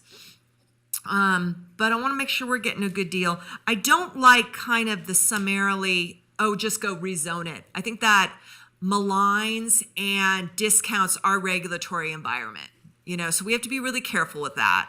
What I would say is if we're going to ink a deal, they bring us a draft SPD document. That's Exhibit A, that shows the project, and it is contingent upon Exhibit A getting brought through and approved through the land use process. And I think this is one that's called for, SPD, that's the specific plan district that we've discussed. That's where a lot of this spot zoning and the other issues, customizing. And it's always been important to me to look after the Riverside neighbors who have suffered so much in the last 9 months and have true, real lived experience on emergency response needs. So that's that. I have a few others. You said, I think on my briefing, that this went to the HRC and they were okay with the building demolition. I went back and looked through HRC agendas. I didn't see where this was discussed. What was the date and time where that was discussed? October 13th, 2011. That was a long time ago. Yes. Okay, so that's that. Obviously the building goes if, but the building has significance. It has significance to the history of the place, I understand. And, 2011, oh boy, that's a long time ago. I think they've got a lot of asks coming in that I'm uncomfortable with. Some of their asks are discount fees, we demo, some of those things. I'm not comfortable. I want it cleaner. And I'll tell you another thing is, I'm not even at a point where I need to see it go to this affordable housing. I'd almost suggest to the council, we're getting $900,000 for the property. Throw it into that housing trust fund that we've created and let them go market, but work a harder deal with them. All right, It's cleaner. I'm sorry, I'm going to cut you off. Yeah. Councilman Martinez, any comments? Yeah, I had a couple questions. Go ahead. Thank you, Mr. Ricardo, Madam Mayor, for the time. I'm just wondering if, Mr. Ricardo, you could address, I know it's in the plan, but if you, on record, you can address some of the issues with impeding emergency vehicles. I did read some of that in that plan, but I'm just wondering if you can specify what are their plans currently for access? Yeah, thank you. There's an existing easement on site. There's no proposal to remove the easement. There was some, if you look at the artist renderings, some parking in the front of the building. But the easement would go through that parking asphalt right there and then go up to where it currently ties in, the existing easement ties in. So minor alignment, but it did say in the proposal a 28-foot up to code fire and emergency asphalt access easement. And I did get the chance to walk the site yesterday, and that trail I think would definitely help along the river there. In terms of flood mitigation, I know that some of the mapping that was used was the most recent data that's available from the Flood Management Authority. So I'm just wondering if you can speak a little bit to those flooding mitigation efforts. Yeah, so we do have the proposer here if we need to have them answer any questions, but it was addressed that they would go after a 408 encroachment permit based on, I think it was the Carson Truckee Water Conservation District as well as the Truckee Flood Authority. But those could change in the timeline. The flood maps could change, and so they're willing to work and adjust as those change as well. But right now, they're proposing building at grade without adding any fill on site, and then removing that existing structure would actually allow more water to flow through. Okay. Thanks for addressing those. I think the other thing, just in terms of processes and understanding the timeline, regardless of how this vote goes today, or if the vote is in favor, I'm assuming this will still go through both the Planning Commission review, a site plan review, and I did see something about the United States Army Corps of Engineers, having to review some of that site plans. Is that correct? They would probably have to review those during the entitlement process, yes. Okay, that's all I had. Thank you. Okay, thank you so much. And I apologize, Brian. You also weren't here when we did this, but I apologize to staff because they did do exactly this. And it said, the focus of this RFP is broad-based and all ideas and concepts are welcome. So as long as it supports economic development and or activation of the subject property and fits in the surrounding development. So I did. That's where, whenever I said, I promise that we'll make sure that we, kind of keep it into what that looks like. So, okay, that makes me feel better. Yep. Because I thought maybe staff thought it was specifically housing. That was not my intent. Like I said, I always sort of envisioned it as a memorial garden of sorts. Or even, quite honestly, the property next door, purchasing it and making it an amenity to their property. Anyway, okay, go ahead. Councilwoman Taylor. Thank you, Madam Mayor. Thank you, Brian. I'm just going to say I love this. I love this idea. I love what you did. I love the RFP process of including a financial capacity and timeline into it. I did have concerns, like my other council members, about the other RFPs, so I reached out to you and asked, and you were very forthcoming with what the other RFPs look like. I believe one of them was a $0 offer, and then the other one probably wouldn't have met the time or the criteria for the financial and the timeline criteria in the RFP. So I fully appreciate the RFP process that you went through. The builder coming through for a zoning change, that's not something uncommon. That's an entitlement process that we deal with all the time. It's not something that we need to get into the weeds with here. I also am very, very supportive of the infill. Mr. Abney mentioned that we say we want infill, and yet we make it hard to do infill. I think as the city, in my position, the city needs to be a partner in these projects, and I'm glad that you and your team were at the forefront of that to work with the proposers and get where we want. I mean, I would love to see more parks but just going through the budget process, we don't have enough money, the time, or the resources to take care of the parks that we have now. So the idea that we might be able to get a fair market value on something like this, bring more housing into an area where maybe some people wouldn't be there before, we'll go through the entitlement process, see what happens. I'm thrilled. I can support this project 100%. Thank you. Okay, Vice Mayor, go ahead. Thank you, Madam Mayor. Mr. McCardle, thank you. I want to maybe start at an earlier starting point than the presentation, and that is this concept that we as a city have to be intentional about what we want. When I was in Columbus a year ago for the national gathering that we did there, which was the ICMA conference, we spent a lot of time in Columbus talking about that intentionality. It wasn't random who showed up to various cities to build various projects that were providing that kind of housing and economic development. So that concept of intentionality is an important one to me, and that's my starting point. With regard to the RFP process, I think that's a better process than an auction. I heard a couple of one of the public commenters, and even Ms. Brecka suggested an auction would be better. That again violates my first principle, which is intentionality, right? If we want to be intentional about what we want to see there, then going out to auction gives up that intentionality. So we get the highest price for it, but maybe they'll build a strip club there. I don't know. The point is that this intentionality principle is guiding my thoughts about it. The scoring process, you said we scored and we did this. Who were the scoring team? It was a mix of public works, utility, flood, economic development, and development services, just to make sure that everything that was being proposed, there weren't going to be any huge hiccups that we weren't unaware of. Well, and again, going back to that intentionality, I don't need to see the proposals that did not make the cut, right? My point in that is that if there's a huge gap in it, just because someone made a proposal doesn't mean they get to be at the show, right? I think one of the proposals that offered $0 certainly did not attract the attention of any of the scoring matrices that were used, and it would be unfair for them to sort of, take up the time that we have to evaluate these intentional processes. The second one, which had, I think, didn't have a timeline associated, it was like maybe someday when we get around to it, we can build it. On the other hand, you have Stitzer, who I think is a known quantity to us.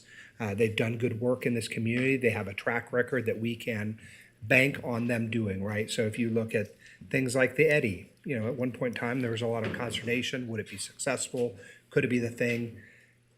Again, we're trying to be intentional with the parcel that we have. And when you have people who have proven that they have a track record of doing a thing and being successful, and maybe they are innovating and they're pushing our comfort level, I think that's important. So I think saying just have an auction ignores the fact that we want some intentionality to it. The last thing I'll say is I think Councilmember Breckus has multiple good ideas contained within the thought process. One is this SPD process. My hope would be that in this negotiation process, that concept is present there, that we can negotiate the things that we want to see or do as long as they're negotiated fairly. And the last thing is certainly the dollars that we receive, if any, should go to something like a housing trust. I think by virtue of the fact that they're smaller units, those studios, one bedrooms, they're, that urban infill that's micro units makes it more affordable no matter how we look at it. Smaller units, the more affordable they will become. So those are my thoughts on this first round. I may have some other thoughts as we go around. All right, Councilwoman Dewar, go Yeah, ahead. thank you. Thanks for bringing all this and doing the hard work that goes behind these kind of proposals. Couple questions for you. I'll kind of try to lay them all out. First of all, I wanted to compliment the staff report. A lot of times, we don't see the background included. And you actually had some major points, even including the Sinai Mansion, what happened there. And that is so helpful to us, getting a historic perspective of what came before what and where we are. One of the things that you said in the staff report was that we directed a year ago staff to pursue an RFI process. RFI, to my knowledge, was a request for interest.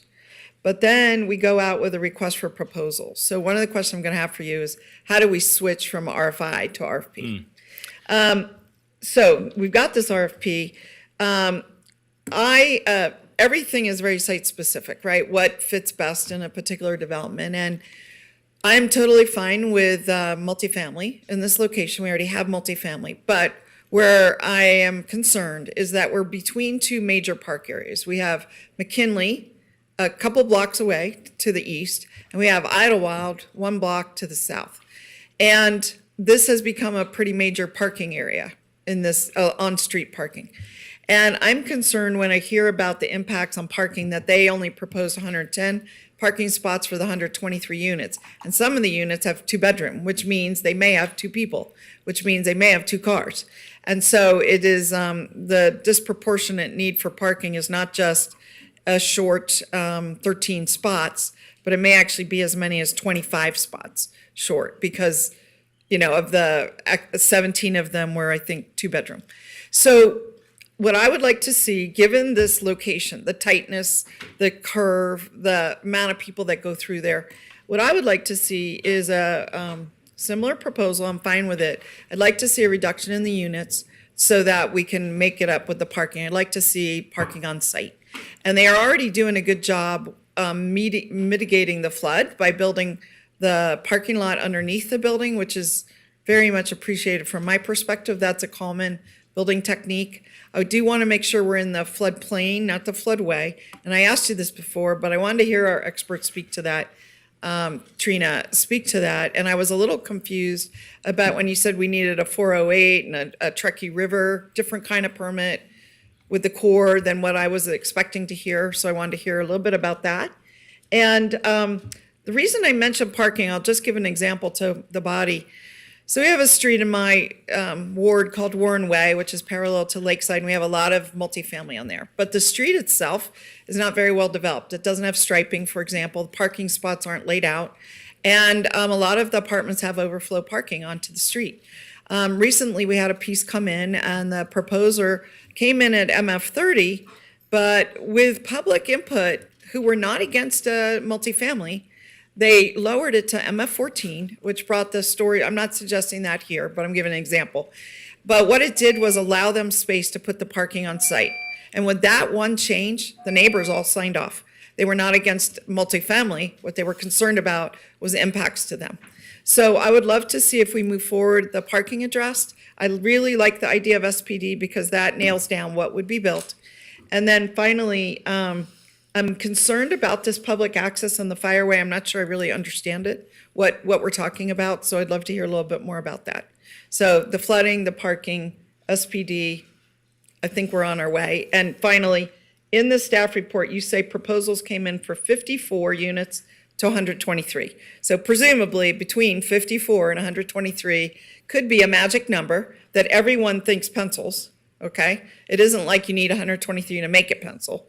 You might have to charge more for the units, but this place may not be that perfect place for the cheaper units. I'm just given the parking constraints and the demand for recreation there. So that's some of my thoughts. Okay, thank you. Could I get a couple answers though from either Brian or Trina? Yeah.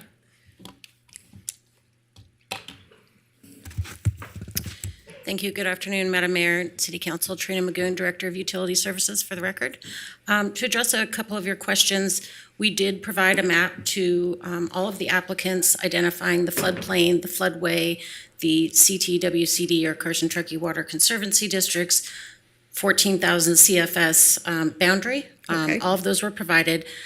Based on that information, a couple of the proposals, I believe, did provide an open parking underneath the structure to mitigate flood risk. There's also removal of the existing structures, which will increase flood conveyance through the site. As far as the 408 permit from the Corps of Engineers, those are typically for navigable rivers. Right.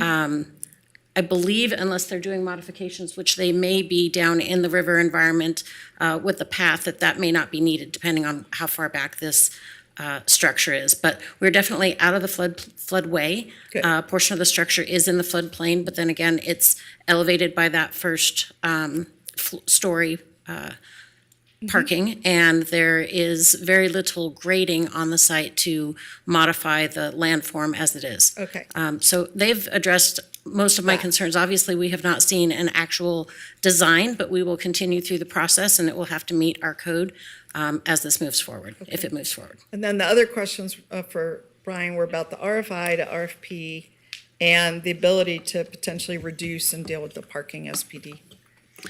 I think it was mentioned in the proposal that if they can't get the parking, they would reduce the number of units to meet the Right. allowable parking. It just might have an effect on the attainability I of agree. the housing I units. understand. Yeah. Maybe this is a luxury space being right on the river, you know? We've traveled to a lot of cities doing our homework, and we have noticed that density in cities is what's saving cities right now, with the offices vacating, creating these dense urban neighborhoods. Fort Collins embraced the parking over driving culture that drives there, encouraging people to own and purchase a bike. It was mentioned in the proposal that they could even possibly incentivize people who choose to go carless with the further reducing rents if they choose to do that. So those are some of the options there. You know, as we encourage more multi-mobility travel throughout the area, you know, these are the types of projects we're seeing in other cities that have dense neighborhoods. In the RFI process versus RFP, when this process started, you essentially received two proposals or two ideas for the property. And based on the comments that there wanted to be a scoring in the assessment of a price and the ability to get things done and the capacity, that wouldn't be included in an RFI. Right. You wouldn't get the information you wanted. It would just be, well, we're willing to do something, but we're not going to give you many details, which would only put us back into the process we are here, which is getting more detailed, thorough proposals to take the next step. I'll come back with more comments. Thanks. All right, Councilwoman Ebert, no, nothing? Going down to Councilwoman Breakfast. Go ahead. Yeah, you know, I was not able to call you and ask because the city manager's not been allowing me to have those conversations with staff, and I brought that up in my review you'll see next week. But so for the benefit of me and everyone else, that one who asked for zero price, was that an affordable housing developer with a track record? It was an affordable housing developer. The price wasn't zero, but they requested that the city do a lot of, essentially make it shovel ready. Yeah. And that wasn't fully defined. It was, Yeah. you know, we'll give you a price, assuming the city makes the project shovel ready. Who was the developer? It was an affordable housing product. Do I have to say who it was, or? Yeah, it's Okay. I could. Yeah, it was Public records, Veterans of America's National. It's VOANS. And Okay. they propose an affordable Yeah, project. someone who's done a lot of good things here. They're on the sidelines, but you know, I want to be fair to these folks too and respect, you know, the staff job we went to have staff do. I could get there for 950. I want to see the SBD. You know, I think that could be customized, you know, relevant on the density. I'm not so married to the parking needs. Someone messes up on their design, they mess up on parking, that's a them problem. You know, I really do feel that. But I don't want to discount for them any fees. You know, they demo, they go through the permit, they do all the fees, everything. Because I think they're getting a good price on this land. I really, really do. You know, on the affordability, because I think there was some desire to keep some units market rate or affordable for 10 years, which is the shortest affordability period, you know, ever I've seen, but also brings up compliance questions. I would submit to the council, and this is really to the mayor, is, and maybe Ms. Taylor, is let's put a provision on there that there'll be a property that takes choice vouchers. Because that is a huge problem for the housing authority. A lot of apartments will not take those choice vouchers. So if someone shows up on that doorstep leasing office and wants a choice voucher, formerly known as Section 8, they'll take it. That's a really, that's a cleaner deal, I think, on their side, and it's cleaner on ours. But the 10-year revision area, I want to have some clawbacks that are solid. I want a building permit pulled within 3 years, you know. And once a building permit is pulled, I would like to see construction, C of O, within 2 years. And if they miss those timelines, there's a penalty of payment, and the penalty of payment is a CPI increase on the land. Just whatever CPI is on the sewer rates, we're getting that back on the $950,000. And should the entity in any way change, we get a first right of buyback at the sales price. You know, so we get that prior to C of O, obviously. I think those are fair deal points and parameters to give staff to noodle on. But I'm, also want to hear what my colleagues say on that too. Thanks. And the applicant. All right. Any other Madam Mayor. comments? Go ahead. I think many of the things that Councilmember Breckus mentioned are things that we would all conceptually support. I'm not sure we're using the exact same language to describe them. For example, I would say that we need to have a very robust and well thought out disposition development agreement. So that means I'm not necessarily saying I am in favor of the SPD process. Whatever we can accomplish in a negotiated agreement with Built would be the best practice. And so, whether it's 900, 937, 950, again, those are things that you can negotiate about in the negotiating process. I sort of liken or analogize it to this, where we've now had the first date with these folks who have put in their development process. The question before us today is whether we would go on a second date. Doesn't mean we're getting married, but I think we could go on a second date with Built and figure out if there are things here. I mean, they're here. They are hearing us have these conversations. And I think probably some of these things they would be very flexible about. Other things may be harder. I, like Councilmember Breckus, do not want parking to wag the dog. I think that I have said before, number one, as a body, we have reduced parking requirements in the code when it involved density issues, because I think we're seeing as a society, people are less car-centric. By analogy or by just anecdotally, I have 3 children, one of which has chosen not to drive. They're 23 years old, has never had a car. It's not in their interest to do that. So I think that we are not so car-focused. So on top of that, this idea of incentivizing people not to have a car. Some people who have a studio are going to have a bike. They're going to work at the drugstore over there by Reno High School, and they're going to walk to work each day. Those are things that we're looking for. I sort of want to make sure that I have fully shared with my colleagues that I think this is part of our redevelopment strategy, right? What we have engaged in here and this very robust process, which involved a lot of different departments, is why Mr. Mercado, you are here. It's why Mr. Edelstein is with us. It's why we're trying to be intentional with our actions as a city, because we have development that needs to happen. We're trying to find the path forward to do that. Again, as you mentioned, you said going to other cities and looking at what they're doing. I think they are embracing that increased urban density where appropriate. It's not appropriate everywhere. I think we have the ability to use our building and zoning codes to make sure that we are making good choices. It's a great parcel. There are challenges. I think that Built will have to do their homework, right? They've got to make sure the easements are in the right place, fire access is preserved, parking is required, the density. I don't think the density is really for us to negotiate here today, or perhaps it will be something you discuss with Built. But density is tied to the pro forma that makes the project pencil, that makes it support the price that we're asking for it. All those things are true. Again, I think there's a lot of positive conversation going on here, but I also want to make sure we're focused on that economic development piece. And if I may just continue for 1 minute, when we start talking about urban infill, you're talking about people who will live here at this project. They will ride their bike to the hub on Riverside where they'll buy their coffee. They'll bike over to, the shopping center where there's the China Bistro and there's Egg Roll King, and they'll be able to shop and eat there. We're trying to create livable, walkable communities, and that's why urban density and urban projects are the thing that are saving many American cities.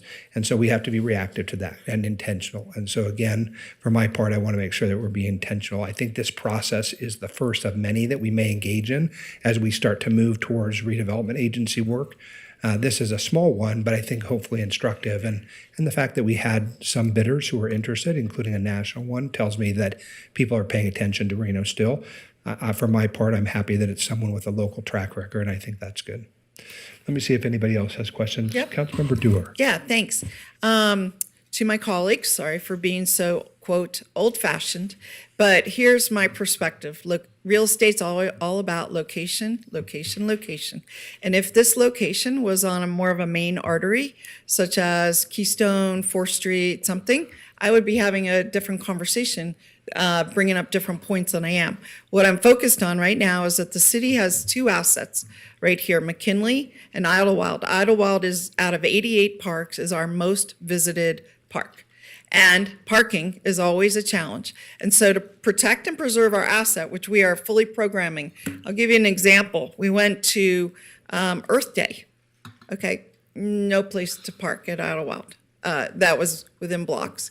People of family and children were walking many, many blocks, filling up all the communities. And my concern is this is one of the places that they parked. If they can't park here because it's full of parking from apartments, then that will interfere or impact our asset, which is our most visited park. So just some things to keep in. It's not that I'm against being underparked, but if we were closer to a more main artery, I would be more for that. But here we're in a very constrained area between these 2 parks. Next is, I think that as part of the deal, I think we should revisit the historic review. I'm the liaison to the Historic Resources Commission. And I think just like an appraisal is out of date in 6 months, I think a historic review from 11 years ago or 12 years ago is too old. I think that has to be revisited. They may come out with the very same answer. Totally comfort with that. As to the price, I'd already brought this up with you or Eric, that I think that since it's just a land deal, a market deal so far, the price should be closer to the appraised price. And I understand 35,000 below is not that much, but I want to be able to look at our residents and be able to say that we followed all of our guidelines and got close to the appraised price, which to me is the 935 or even this 950 I've heard bandied about. I had already told Eric that I was concerned about the reversionary clause, that at 10 years, if we weren't there, but they're in the middle of permitting, that would be very hard to say no. So I liked very much the proposals that Councilwoman Breckus brought up, and those included things like having some milestone timelines that are earlier than the 10 years so that we know something's happening. I hadn't heard it called choice vouchers, but if that's a new word for Section 8, I'm all for that. Like they should not be able to discriminate based on where the money's coming from. Okay, they should take people. People are people. Their money's good. They should take them. Whether it's a disposition and development agreement or whatever Mr. Reese called it, or SPD, I'm fine. But I do have a preference, and SPD is a designed, accepted planning document that we already know how to deal with. And the public is put on notice with that, whereas they aren't with agreements other than to a council meeting. But they do receive notice on SPDs. I'd like to see that. And let's see, did I have one more thing? I just liked her proposals. I thought they were very reasonable and shouldn't scare anybody away. So it included a CPI increase. And so again, it's a different perspective. I'm a city councilwoman, right? I have to be looking out for city assets, our programming, the Food Truck Fridays, the Earth Days, all the things that we're trying to do and make sure that residents can access those. So thanks. Madam Mayor. Go right ahead. Yeah, I've been the ward representative for 11 years. And I just think driving it on, the special event programming vis-a-vis parking is not maybe the right approach. But I do, and frankly, when this council said no to the Sinai building movement, we lost the other building, in my view. It's no surprise that all 3 came through with the demolition and a larger multifamily. We had a very unique offer on the table. It was summarily put away, and to me, that was the point of no return on the Sinai building and saving the building next door, which I can't remember what it's called, like the Baker House or something. So I'm prepared to move forward and not revisit the historic nature of that because I think that left us a while ago. I want to understand a DDA that Mr. Reese mentioned, and maybe he's had conversations with staff that I haven't. But my understanding is DDA is really only when you're in the redevelopment agency, and we're not in the redevelopment agency. What's the instrument that you visualize?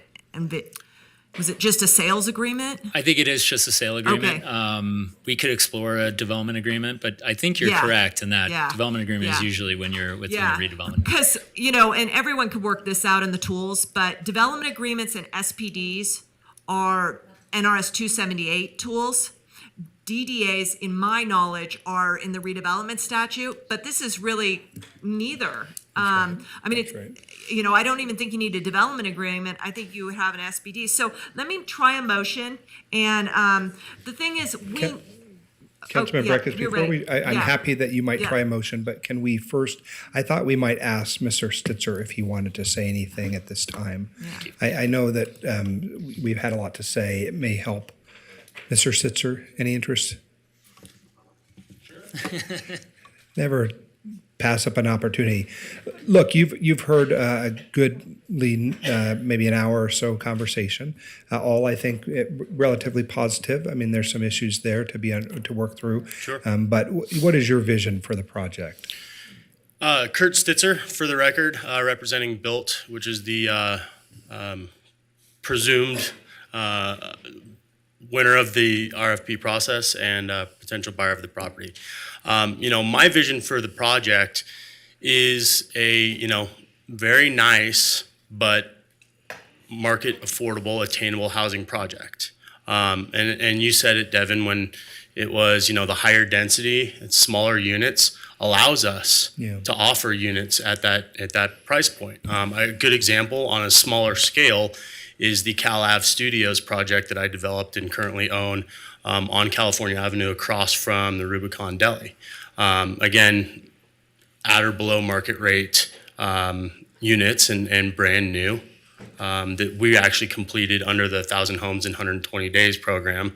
And I believe that we were the first and only ones to actually have completed a project and paid back our note to the city, I might add. So thanks for that.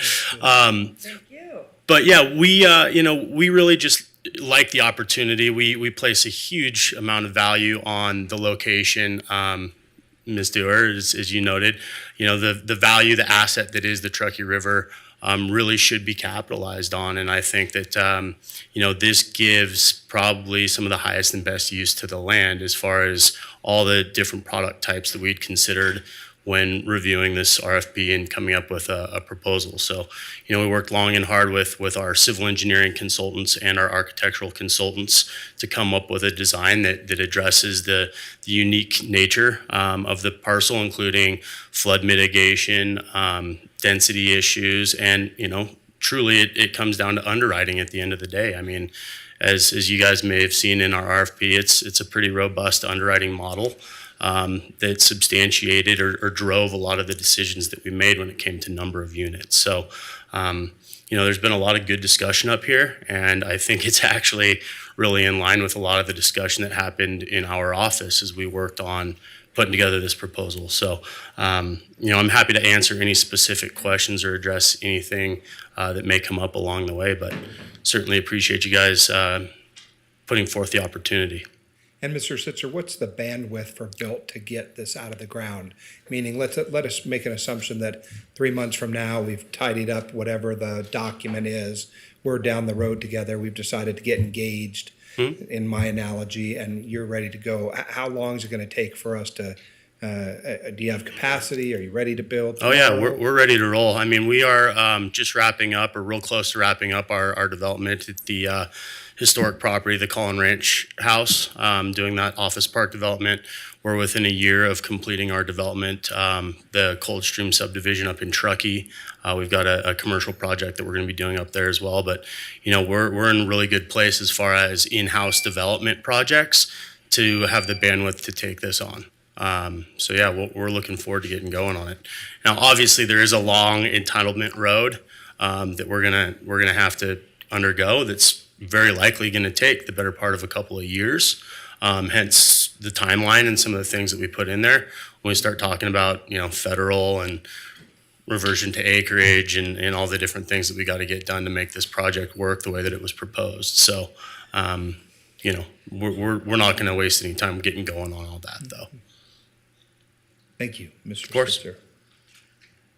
All right, someone like to give me a motion? I think Councilmember Breckus wanted to. Yeah, see I don't have Councilwoman questions. Breckus, go ahead. Yeah, I don't have questions for you, Mr. Stitzer. So I'm going to make a proposal, and I think, you know, I do believe it's iterative, as Mr. Reese said, but we have to give them the clear direction on negotiations, because there's a lot of points to make. So let me try a sales agreement to be negotiated with Bill for a $950,000 sales price. An exhibit to the sales agreement is an SPD that will be submitted to the city and receive city approval prior to execution of the sale. And I would hope in that SPD, you know, there would be attention to the easement that is so important to those neighbors. And then flexibility also, you know, on the unit issues. All costs associated with the development, including demolition of the structure and site prep, is Built's obligation. So that's a point. The city will agree to put a deed restriction with Built on the property that may be involved RHA as a counterparty to have the property be a choice voucher accepted, a property that accepts choice vouchers, the management accepts choice vouchers. And then rather than a 10-year revisionary, which I think there's clawbacks of getting permit through us in 2.5 years and completing construction 2.5 years after that. Missing those milestones, each of those for each year that's missed, is a CPI payment to the city off of that 9.5. So if in year 3 they miss it, they have to pay that year's CPI and increase to that 9.5. I don't think, so that's how I would do it. Up until point of C of O, and then any reliance on a clawback deteriorates. And then they go firm in their financing. Do you understand that?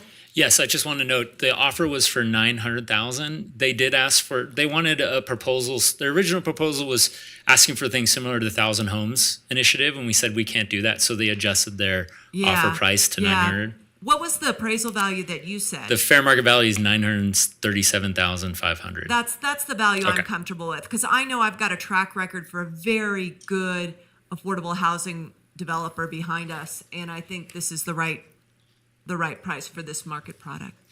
937,000 is what you had. Okay. 500. Okay, so Councilwoman Breckus gave me a motion. So I have a I'll second. motion. I have a second. Any discussion? Discussion. Okay, Councilwoman Taylor, go ahead. Thank you, Madam Mayor. I'm comfortable with some of those motions in the second. However, I'm not a real estate agent. I would like to let our team go back and negotiate with the applicant at the price of what Councilwoman Breckus said and come up with some more of the details with that. I have concerns about putting economic restraints on something when I don't necessarily understand all of the conditions, affordable housing, vouchers, CPI, all that stuff.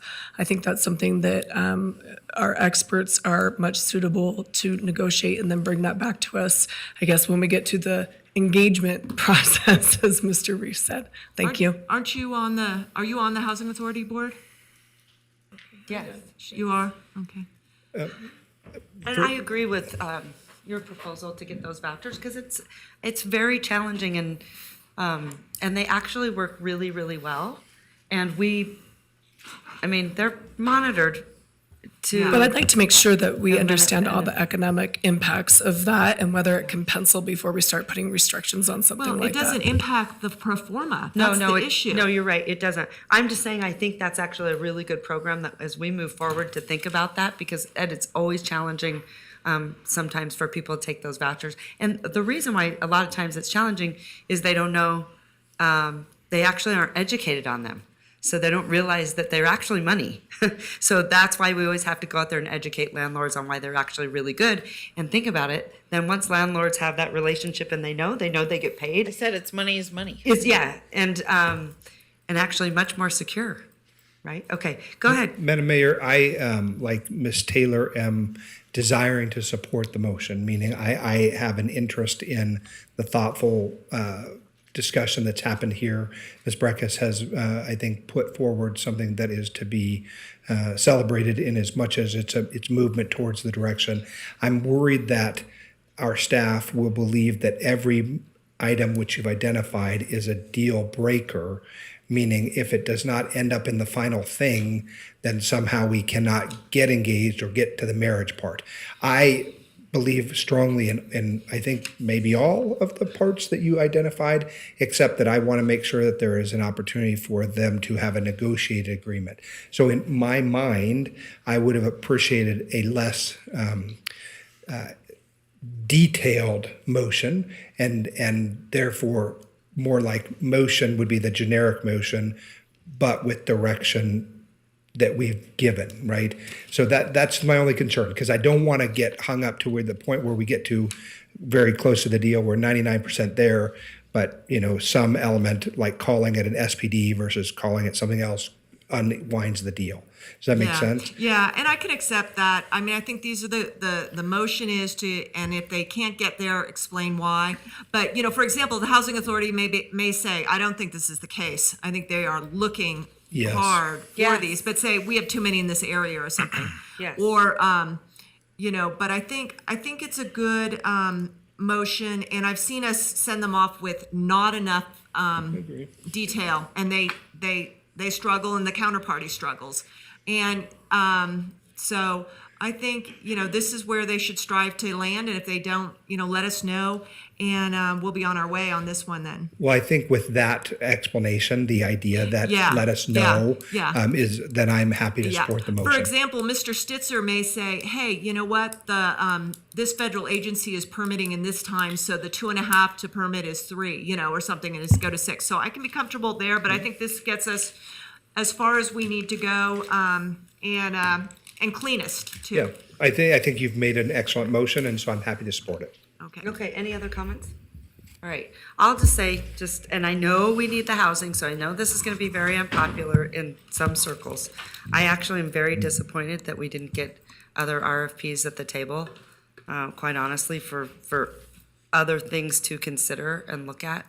But I also want to be supportive of my body, and support all of them, because I also know we need housing, and I'm not saying that it won't be a great project. I also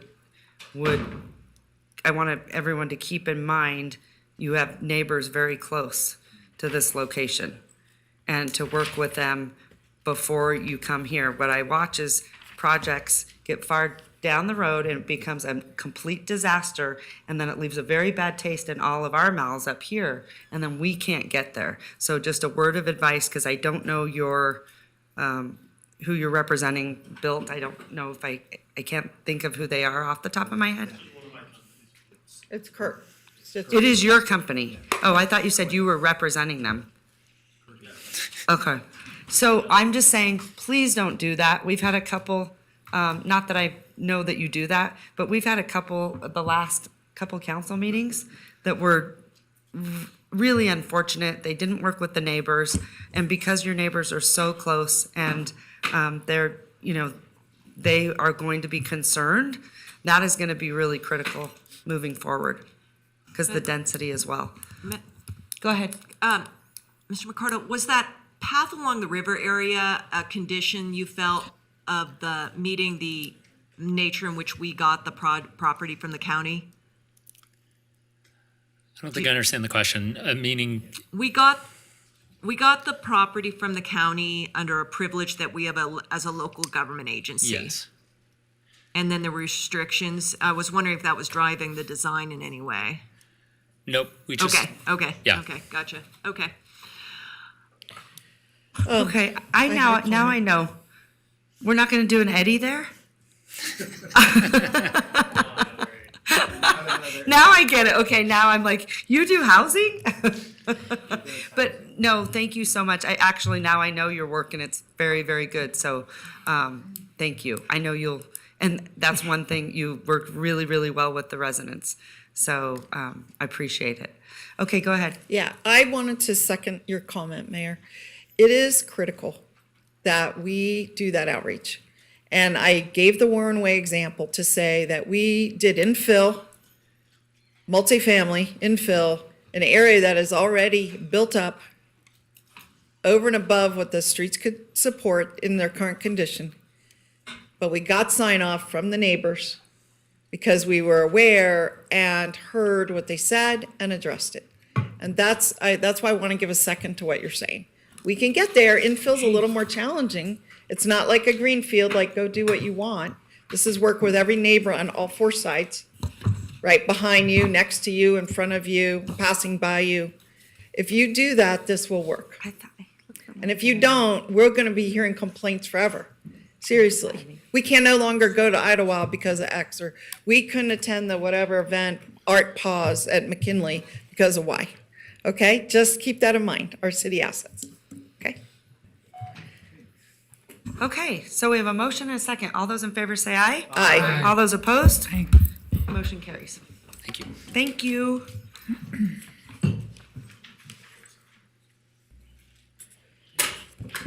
Thought it was about what? All right, Madam Mayor, we're moving on to item F1, which is an ordinance adoption to be read by the city attorney.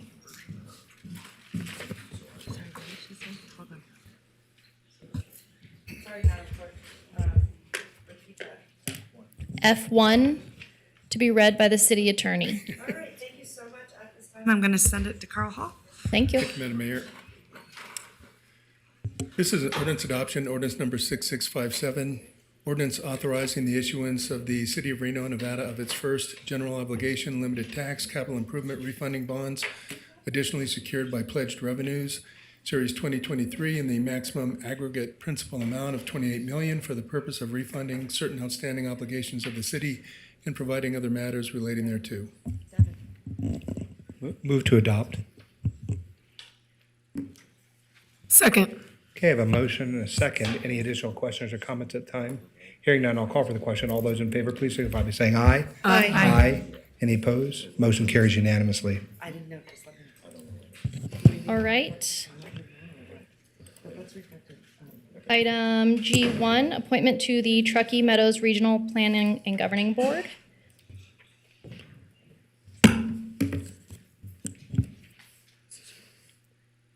Item G1.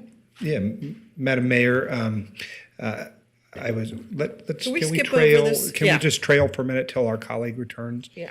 Give us 1 second. Wait a minute, and listed as alphabet. Jenny Breckus, reappointment. Yeah, okay, go ahead. She's not in the room, so I wanted to make sure that we were good to go. So let's trail this. Nominate her? Jenny. She very well may Maybe she want to doesn't be. wanna go on. Well, that's what we want to make sure. So give us 1 second.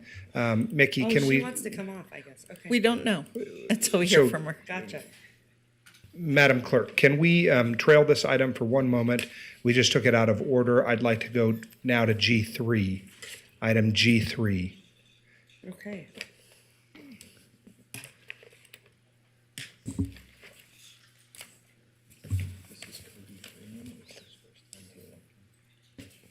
And let's just give ourselves a second to reset the room here for 1 second. Hold on.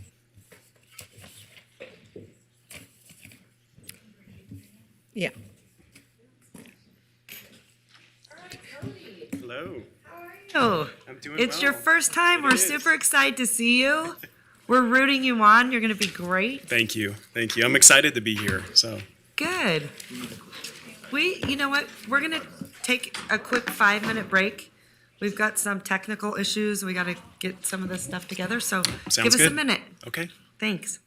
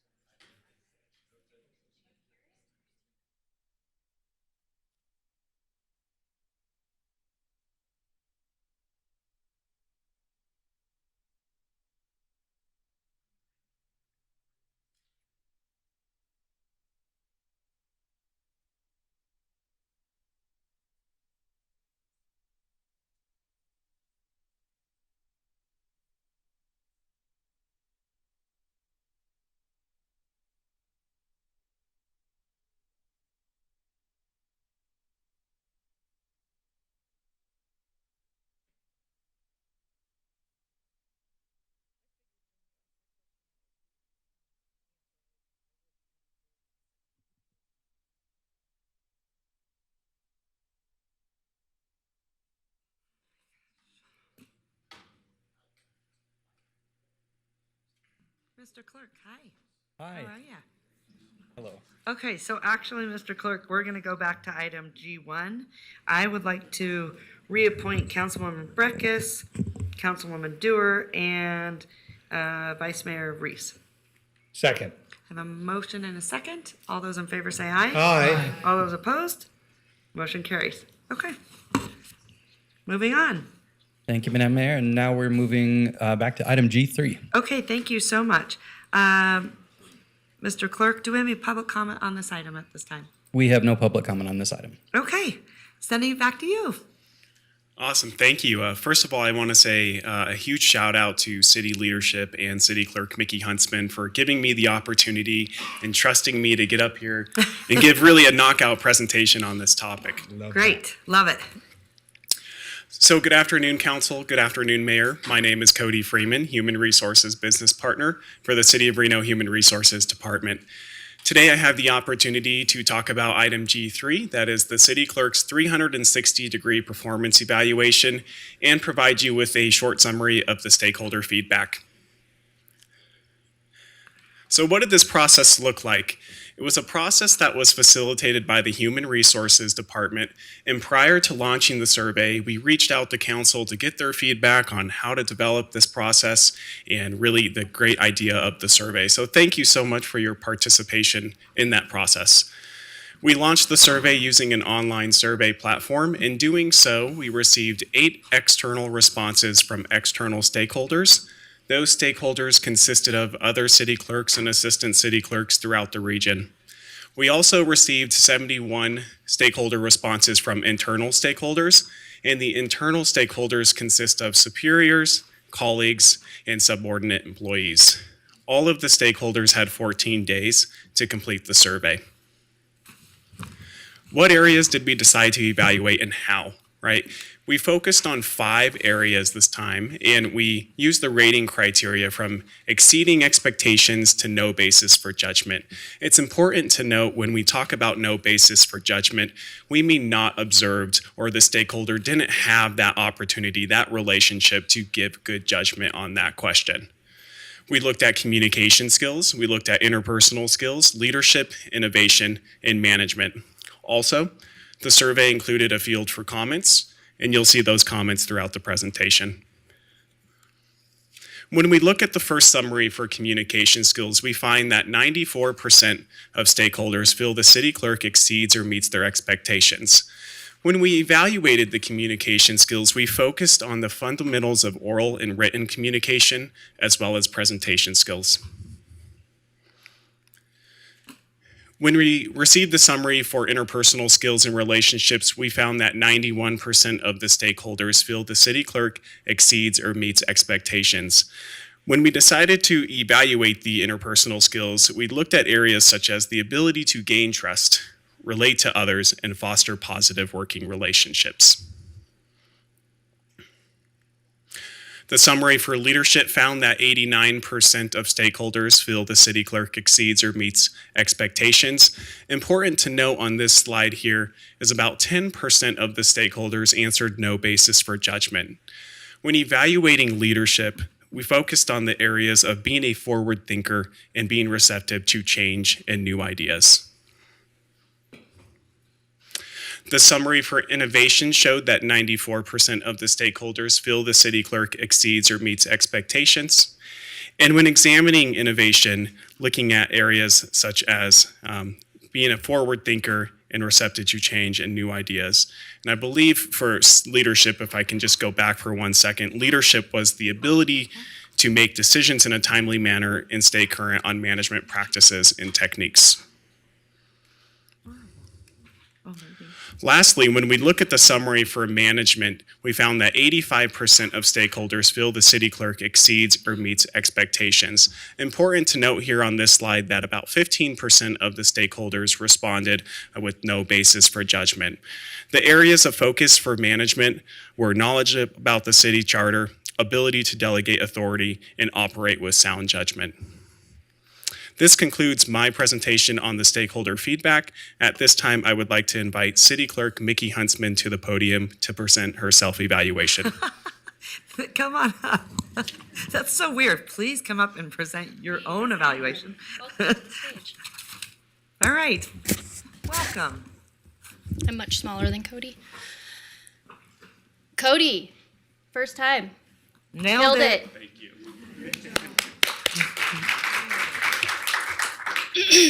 And in that, I would like to thank the HR team and Christy. She won't want recognition, but I'm giving it anyway.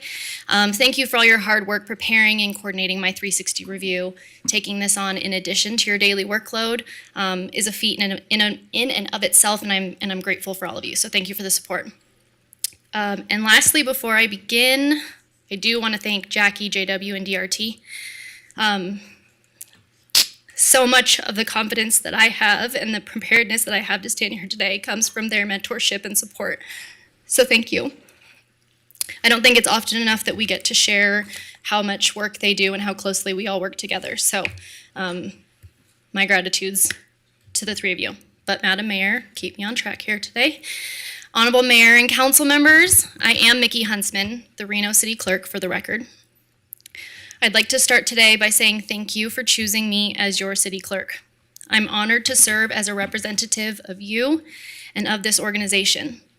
I take my job seriously, but I'm also very playful at heart, and for the context of today, I'd like to take the next few moments to share my story of the last 12 months. Please lower your expectations because this isn't going to be a story about mythical creatures or small humans with hairy feet, although there are sections of that could or could not be true, but rather one where I get to share with you my achievements, one where we'll discuss the breaking of barriers to build stronger teams, and one that ends with the grandest adventure of all, setting my scene for my third year as your Reno City Clerk.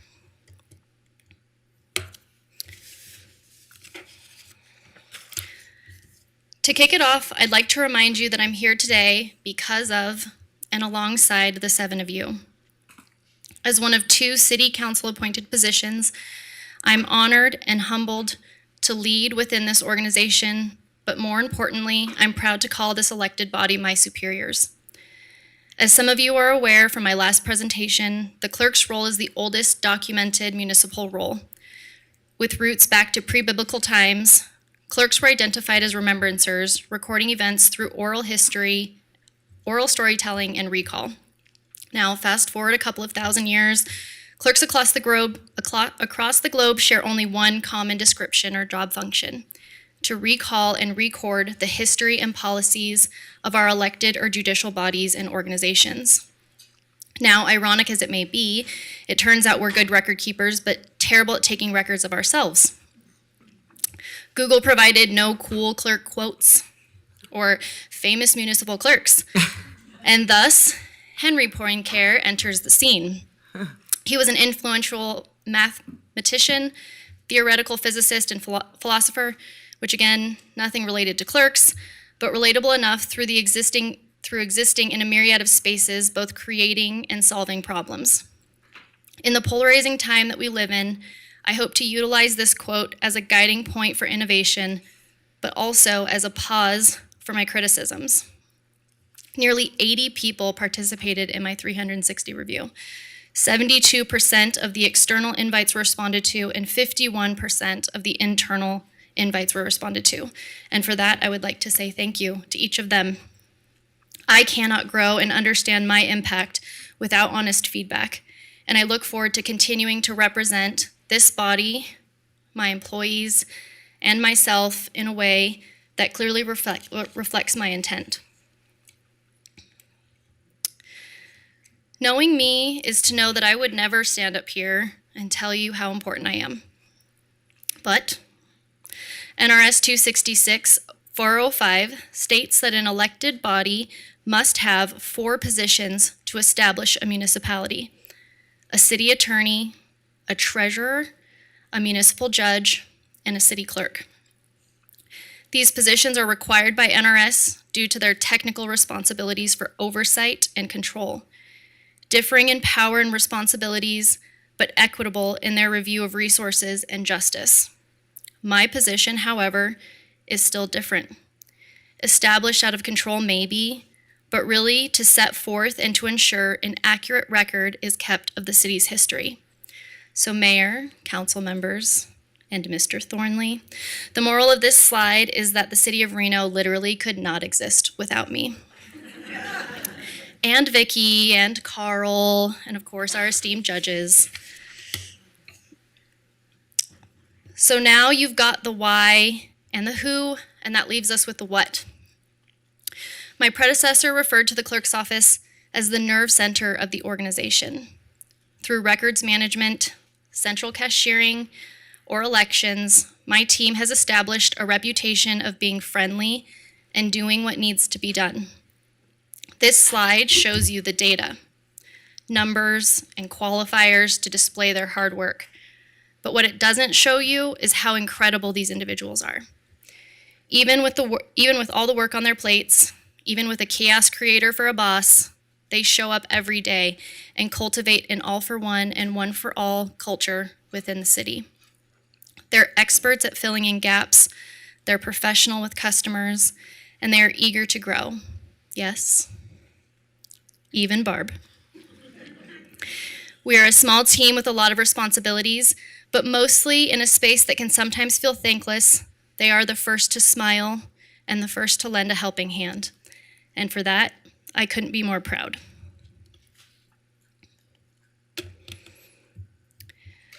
Working in local government can be hard, with little thanks and little recognition. Our city manager's office has done a great job at finding new ways to celebrate and educate within the organization, and I wanted a piece of that pie. Everything starts with one action, and I knew above all else I wanted to water my people and I wanted to watch them grow. In order to achieve that, my leadership and I developed a monthly training plan for our team, one that aims to train new skills. From time to time, we even have guest appearances from our sister departments. Cross-departmental collaboration is vital for a team that acts as the information center for City Hall.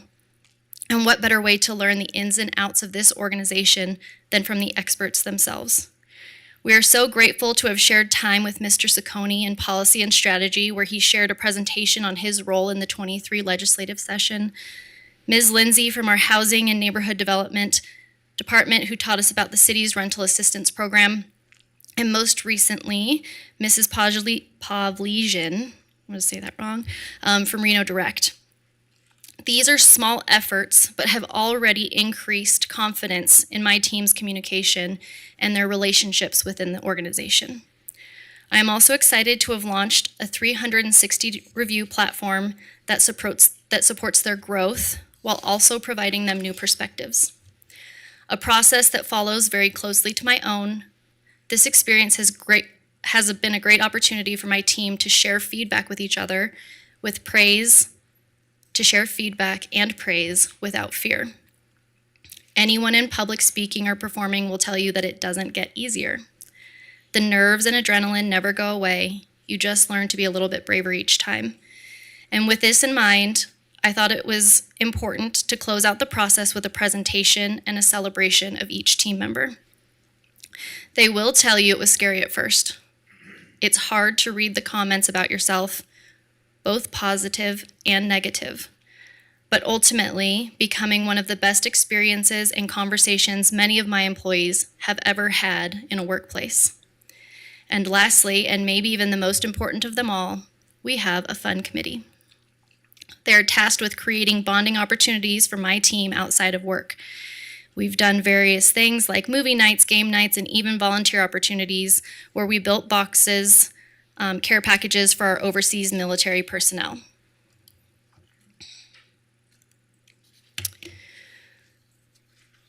So last June, I stood in this same spot, doing the same thing, giving you my annual review.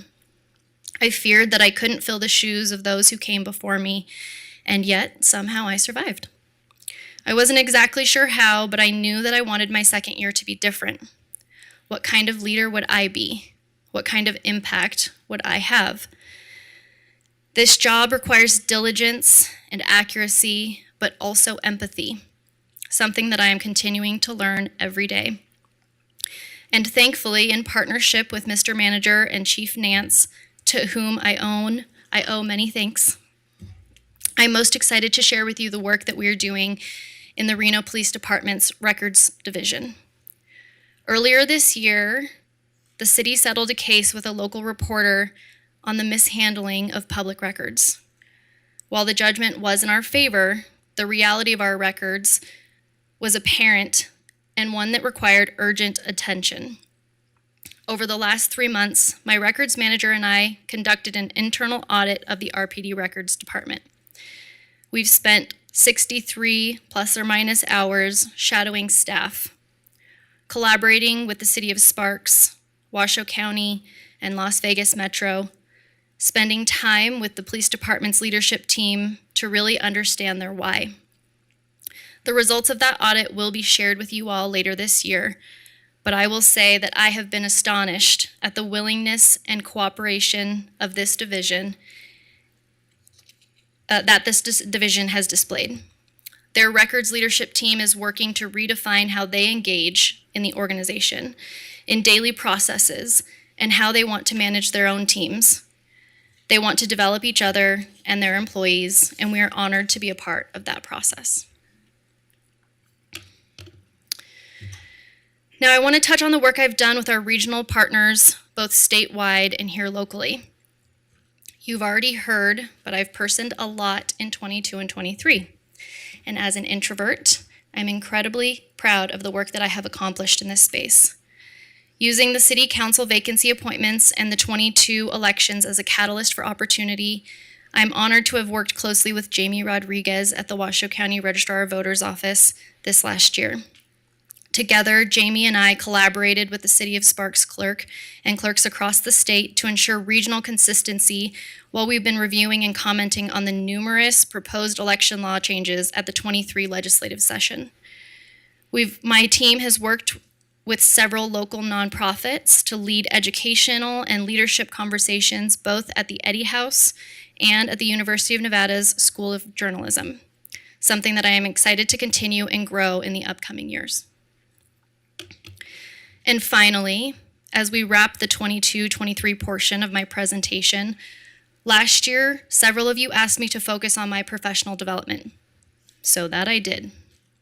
In partnership with the manager's office and with the support of my team, I attended 3 conferences this year: the National League of Cities in Kansas City, the International City Managers Association Conference in Columbus, the International Institute of Municipal Clerks Conference in Minneapolis, and I also took a more active role in the Nevada chapter of the Clerks Association, referred to as the NMCA. Thank you for allowing me to focus on me. Thank you to Doug and staff that came alongside me during and after the conferences to continue collaboration and relationship building. I've learned a lot about myself and a lot about my colleagues. We love food. We love laughing. We love innovation. We really love ice cream. But mostly, we love coming together and doing incredible things for this city. But most excitingly, and not to take away any excitement for the mayor's new position, but through my regional work and leadership efforts, I'm happy to share the nomination and election of me, your city clerk, as the president of the Nevada Municipal Clerks Association.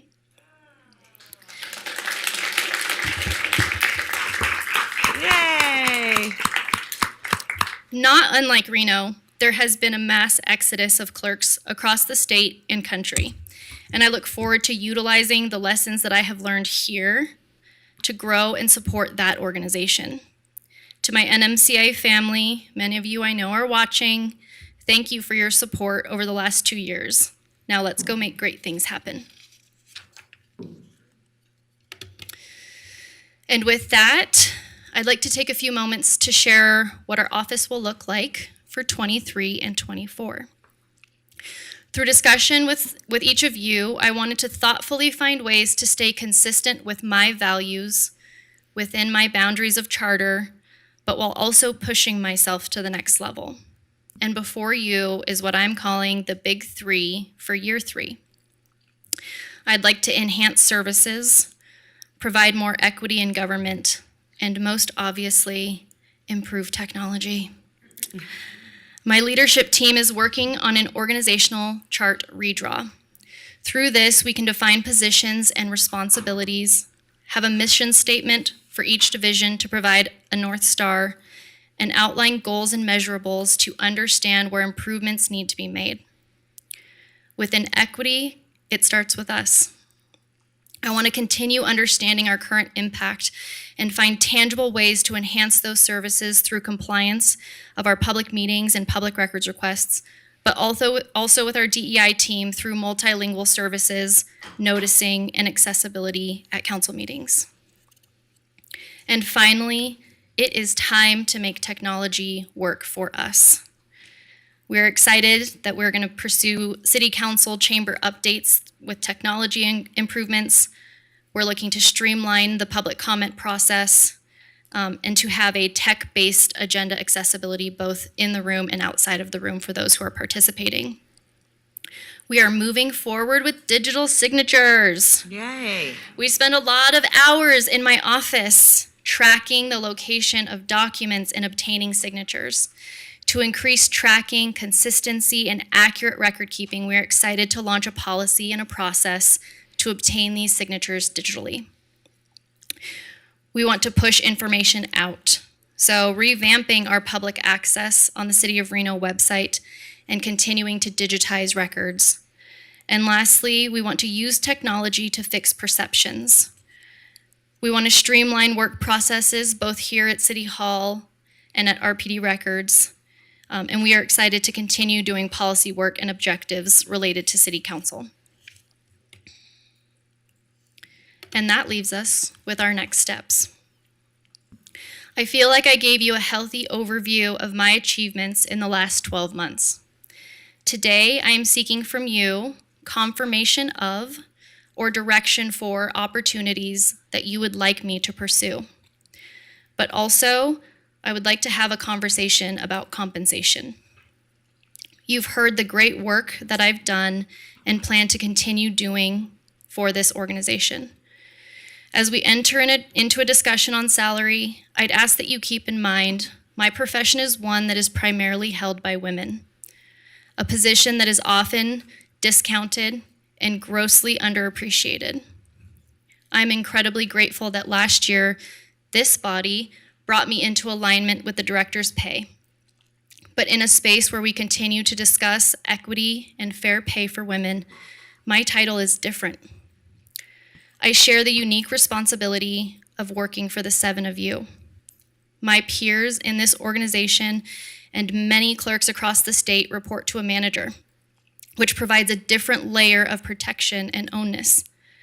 My position is one that is required by law, much like that of the finance director, which is why I'm asking to revise my resolution and be placed in the same pay band as Ms. Van Buren.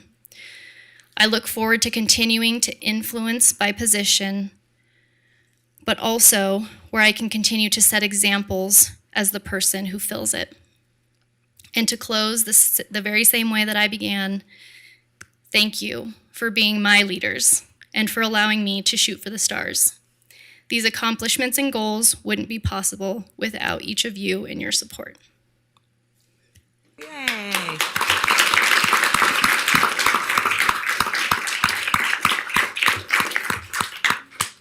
How'd that feel? Well, listen, you did like that like a breeze. Were you nervous at all? Never. No, not at all. Never. Not at all. First of all, I think great leaders really show that they bring people together, not separate them. And if you look around this room, there are a lot of people in here supporting you big time. And the funny thing, it's so interesting because I guess I never thought Ashley would do a different job. And so I think, I'm not so sure you ever saw yourself in this position. And I think you have just done an incredible job. And you are kind, you are humble. What I love about you is that you train everyone else to a higher level so that they can do the work that they need to do so you can give them the freedom to fly. And that's another great trait of a leader. I love that you are always kind, responsive. Ashley had a very different style than you. She's laughing. Not bad or good, just different, totally different style. And so you can really see sort of the transition. But I would say, you work so hard. You work so hard. But the other thing that you do is you love hard. And you love all the people that work for you and that you work with. And I think you just are a class act, Mickey. You just really are. And this city is so lucky to have you. And I agree with you 100% that you should be in line with that pay. That has to happen. It's still, there's a statistic, it's about 17% of women today are paid less than men to do the same job. 17%, that's a big deal. And I'm so glad that you mentioned it and brought it up. It's very hard, especially as women, to negotiate that. It feels really awkward, and we just sort of have this barrier of asking for things. But if you don't ask, you'll never get it. So I'm impressed that you did that, because it's really tough to do. And it just shows, again, that you're tenacious. And I think what I love about it is it shows all these people in this room how to lead. So be very, very proud.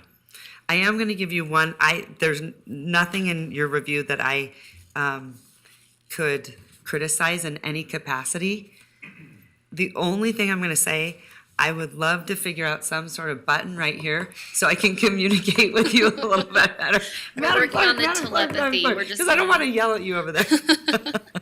That's the only negative thing I'm going to say. But everything else, I think you do a phenomenal job. And like I said, we're very, very lucky to have you. Thank you. So, okay, I'm going to open it up to the board or to the body and start with Vice Mayor Reese. Yeah, happy to. Ms. Huntsman, it's an absolute privilege and pleasure to work with you alongside you every day. I could not have done any better than the presentation that you made along with Mr. Freeman. So I wrote a poem. So it says, in the realm of the city where duties reside, there stands a remarkable clerk full of pride. Mickey, the name that echoes with grace, a beacon of excellence in every embrace. With diligence and passion, she takes her stance, a custodian of records, a leading advance. Her skilled hands tend to documents with care, preserving history, a legacy she dares.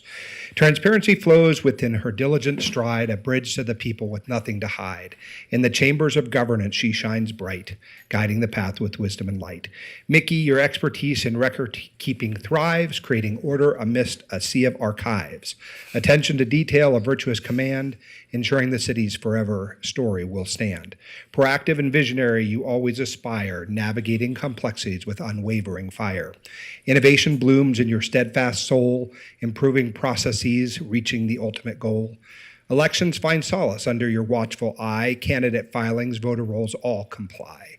You orchestrate the dance of democracy's voice, ensuring fairness and integrity. The people rejoice. Communication flows with eloquence divine, a bridge of understanding, a sympathy fine.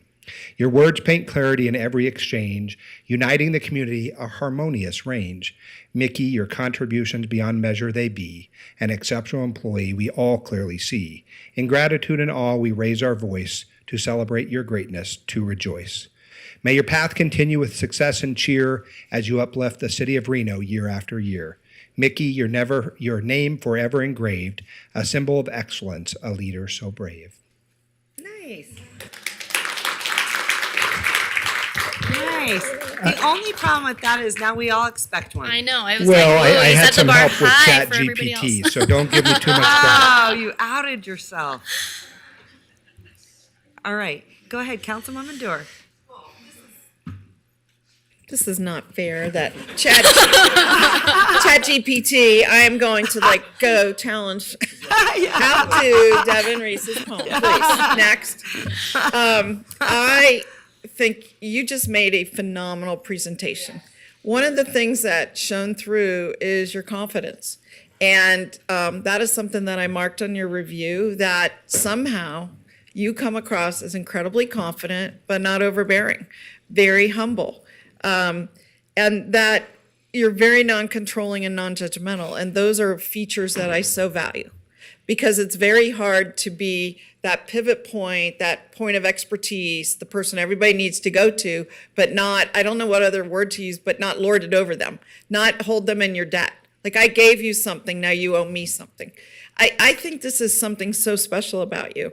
And that goes in addition to your emotional intelligence, being empathetic and caring, but at the same time, gracefully laying down the rules of the road. And somehow you do that balance and keep everyone with you, no one against you. And I mean, I think it's an incredible balancing act that you've done. In my review, I called you a shining star. I think that you epitomize what we're looking for in innovation. I think that the things that you've done, and I'm going to give a couple examples that, no one else would know about but me, because I saw that you do them. But those are things that are these small but important things. And an example is when you helped me with this recent animal advisory board. So you weren't even going to be here. And yet you figured out, with the training, with being able to call in other resources in the city that willingly rose to the challenge, with being willing to coach people that were very afraid to come into this council chamber, had never done a hybrid meeting. They did it flawlessly with, Michelle's support and advice to them. They were scared to death, but they were made to feel welcome here. And so in my review, I constantly talk about both internally and externally. And I also mentioned, I didn't know that you had just become the president of this organization, but I knew you were active in doing statewide activities. And that says a lot when other people are looking up to you for advice and counsel. So all of the things, I don't want to be redundant with everyone. I'm not going to write a poem on the fly here right at the moment. But I do want to just say, I just think you have batted at home. You've done an exceptional job this year. I'm looking forward to putting you in that pay band. I 100% agree. Records and clerks have been looked down upon as not critical to the functioning of an organization, and yet at the end of the day, you're dealing with the data, the information that everyone needs, and they must come through your organization. And so it's got to be seamless in that the organization's got to run when you're not there, and they've got to feel confident in what they're doing, and they've got to be trained, and they've got to learn an attitude to public service to that they're going to be kind and generous with the public who come and don't know really what question to ask, don't know how to ask for the information they need, but they do need it. So I think it was a phenomenal year for you, and it was a very different Mickey this year than just 1 year ago that presented to us. I mean, the growth that we've seen in this 1 year is phenomenal. So in terms of things for next year, the things I suggested are continuing to work with RPD, because at the end of the day, I want to see the clerk's office be the place to go, not multiple places to go. And the more you work with them, the better the output's going to be for the public. You hit the technology button, of course. But here's something that maybe you haven't thought about, but you and I have talked about offline, which is I want it so that the city can run elections, so that we are not dependent on the county, so that when we do have vacancies to fill or opportunities like that, that we can step up and do the job. And I think that's that would, in today's era of concern about elections, I think that having another competent person and organization to go to do an election would say a lot about our city's capacity, and that we've heard the public and that we can do it. And so I know it'll be a lot of building. It may not be for a number of years till we get the equipment and the staffing and the processes down, but I think that should be potentially on your goal sheet to do. So thank you for everything you've done. You're making us look good. Thank you. And just to that note, Councilmember, the city of Henderson recently just hosted their own special election. And so I have been in communication with that city clerk, and then just kind of continuing the conversation with Ms. Rodriguez on kind of what future plans look like. She kindly asked that we wait until after this upcoming session and upcoming election cycle, but we know that there are things that are out of our control. So that will be something that I do continue pursuing. Thank you. Okay, great. Thank you. Okay, Councilwoman Ebert. Sorry. You want me to go down here and I'll come back? Okay. Thanks. All right, Councilwoman Breckus, go ahead. Yeah, I want to talk a little bit about our process. It's very unusual to have the room filled with staff. And, I mentioned that last year. You know, it really is, unusual. And I don't mean it in a good way either. I think it's nice. I'm glad you guys showed up. I'm glad you do. Yeah. But I know. yeah, and I do, but it is atypical to evaluations. And I mentioned that last year when a lot of people came in, I think in matching shirts for the managers one. I guess I know it feels like it's showing support, but that's okay. That's okay. I'm not a fan of it. I think it shows like, she's running a campaign or this is a social event for her. And so I see it differently, and I'm going to call it out from a management point of view. I want to thank Mr. Cody. What's your last name? Freeman. I thought so. I want to thank Mr. Freeman and Ms. Santoya for running the evaluations this year. I repeated before, the PDFs are glitchy. And maybe I'm the only one who's experienced that because I do it as a PDF and not the online survey. I mentioned that last year. They're still really glitchy. You'll see that I had to recreate the form for the manager next week, but on hers, I was able to do it. She's been very good for me to work with this year. We meet quarterly. We met in advance of this review. Unlike the city manager, who I haven't had a meeting with face-to-face in 2 years. So we've gone over a lot. But last year we were mid-election cycle and the election came off very well. So I give her a big thumbs up on that. And also her involvement on redistricting too, the first round. The second thing that were the downsides I felt were really, the police records, taking ownership of that. I'm glad to hear we have an audit, but even the records themselves, I never learned more about city services than when I experienced it myself. I went upstairs and paid my sewer bill during our lunch break. Always a great experience. They have new handheld devices, but the public records production is lacking still, I believe. And I think you need to take leadership of that. And it's not a win that we're up before the Nevada Supreme Court right now on a records issue. And I don't know if it's deferral to the city manager, deferral to the city attorney, but I think you need to take ownership of it, even if it goes to the point of telling the council, you need to adopt some guidelines here. So to elaborate upon it. So that's my go-to for you. But other than that, I'm very happy with the work that you've done. One last point on the evaluation. I do mine as a PDF. I asked for it to go separate and apart as an evaluation, a standalone document. I like the 360 review. I'm glad the clerk from Carson City had her input provided, but that input and review is incorporated in with my colleagues who didn't do it that way.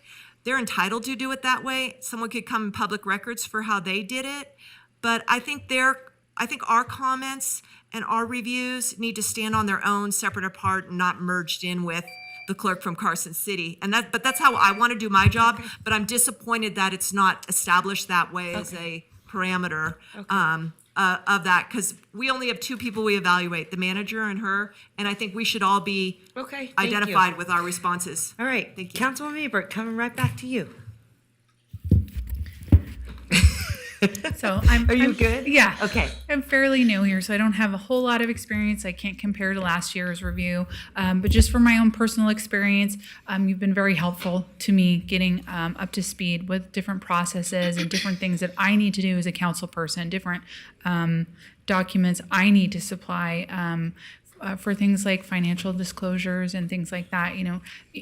People might not think about that aspect of the clerk's job as well, that it's not just the outside role that you take on for the citizens of Reno, but also the work that you do behind the scenes for the city council person. So I really appreciate the help that you've given me as a new council person. So I'm sure that next year we'll have more experience to go off of, but I just want to say thank you for the help that you've given me as a new council person. You've done a great job, and I know that you are really receive a lot of public records requests. I know that it's a huge task, and I know that you and your staff do a really great job at that.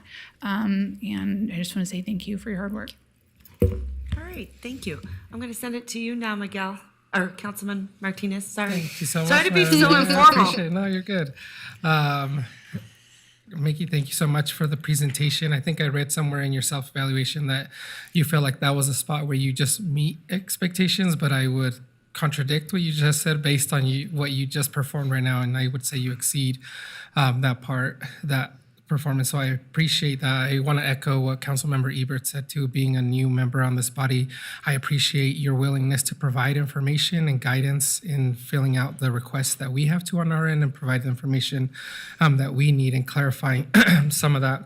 I also want to highlight how quick you and your office is to implement innovative strategies, especially when it came to our Spanish-speaking community and embracing those comments that came, especially at our last meeting, and being able to adapt to that and to do that, and always being conscious of how to encourage participation from that segment of our community is very I just want to applaud and commend you for that. I also will say that the technology up here is great, so I'm glad that that's one of the goals that you're looking at, getting better. The other thing that I wanted to point out is that it seems that you have obviously a lot of support within and outside of the organization, and specifically within your department. I see a lot of happy, smiling, supportive people here. And so in order for you not to get to this point where you mentioned in your evaluation of not being able to function, that you feel like you can rely on your team and you're able to delegate some of those tasks. So hopefully you don't get to a spot where you feel like you're accommodating too much, and you can rely on your teammates to help you with those roles. So I'm looking forward to continue to work with you over this next year. Thank you so much for everything that you do. Thank you. Councilwoman Taylor. Kathleen's going to sing a song because she's going to up with her voice today. She's going to up Bring in the band. up Devin's The remarks. band. I would not punish you that way. Mickey, I love seeing strong, confident, professional, kick butt women, and you are one standing right before us today. I am so proud of you and your team and everything that you bring to the city of Reno. I imagine this is a very uncomfortable place for you to be right now, so I will make this quick. The city of Reno is lucky to have you, and we are proud to have you, and you make us a better place. Thank you for everything that you've done, and I look forward to working with you in the next year. Okay, we've all made remarks. Councilwoman Breckus, 3 minutes. Are we going to go on 2 rounds? Yeah. Do you think? Okay. And I want to address the salary on this. The ask. I am not comfortable on the fly here reclassifying the clerk position to be on par with the finance director. That's problematic for me. And unfortunately, you're the first one before we close out our fiscal year. And then next week, we do the city manager and then all the resolutions for the unrepresented. And I'm very big on parity in the organization. And I think asking, because you get the opportunity to be before us and ask for a reclass, I think we need to do reclasses within the framework of a methodology. And I think we are under a methodology analysis right now, right, Mr. Freeman? Yes, a class and comp study. Yeah, so I want to see that because I want to hear what experts who study city compensation packages say is, do you put your finance director on a par with the clerk? We recently, just by virtue of the fact that Jason Soto retired, we reclassed, 2 assistant city managers and a fire chief, kind of tailed along, and I thought that was not a best approach.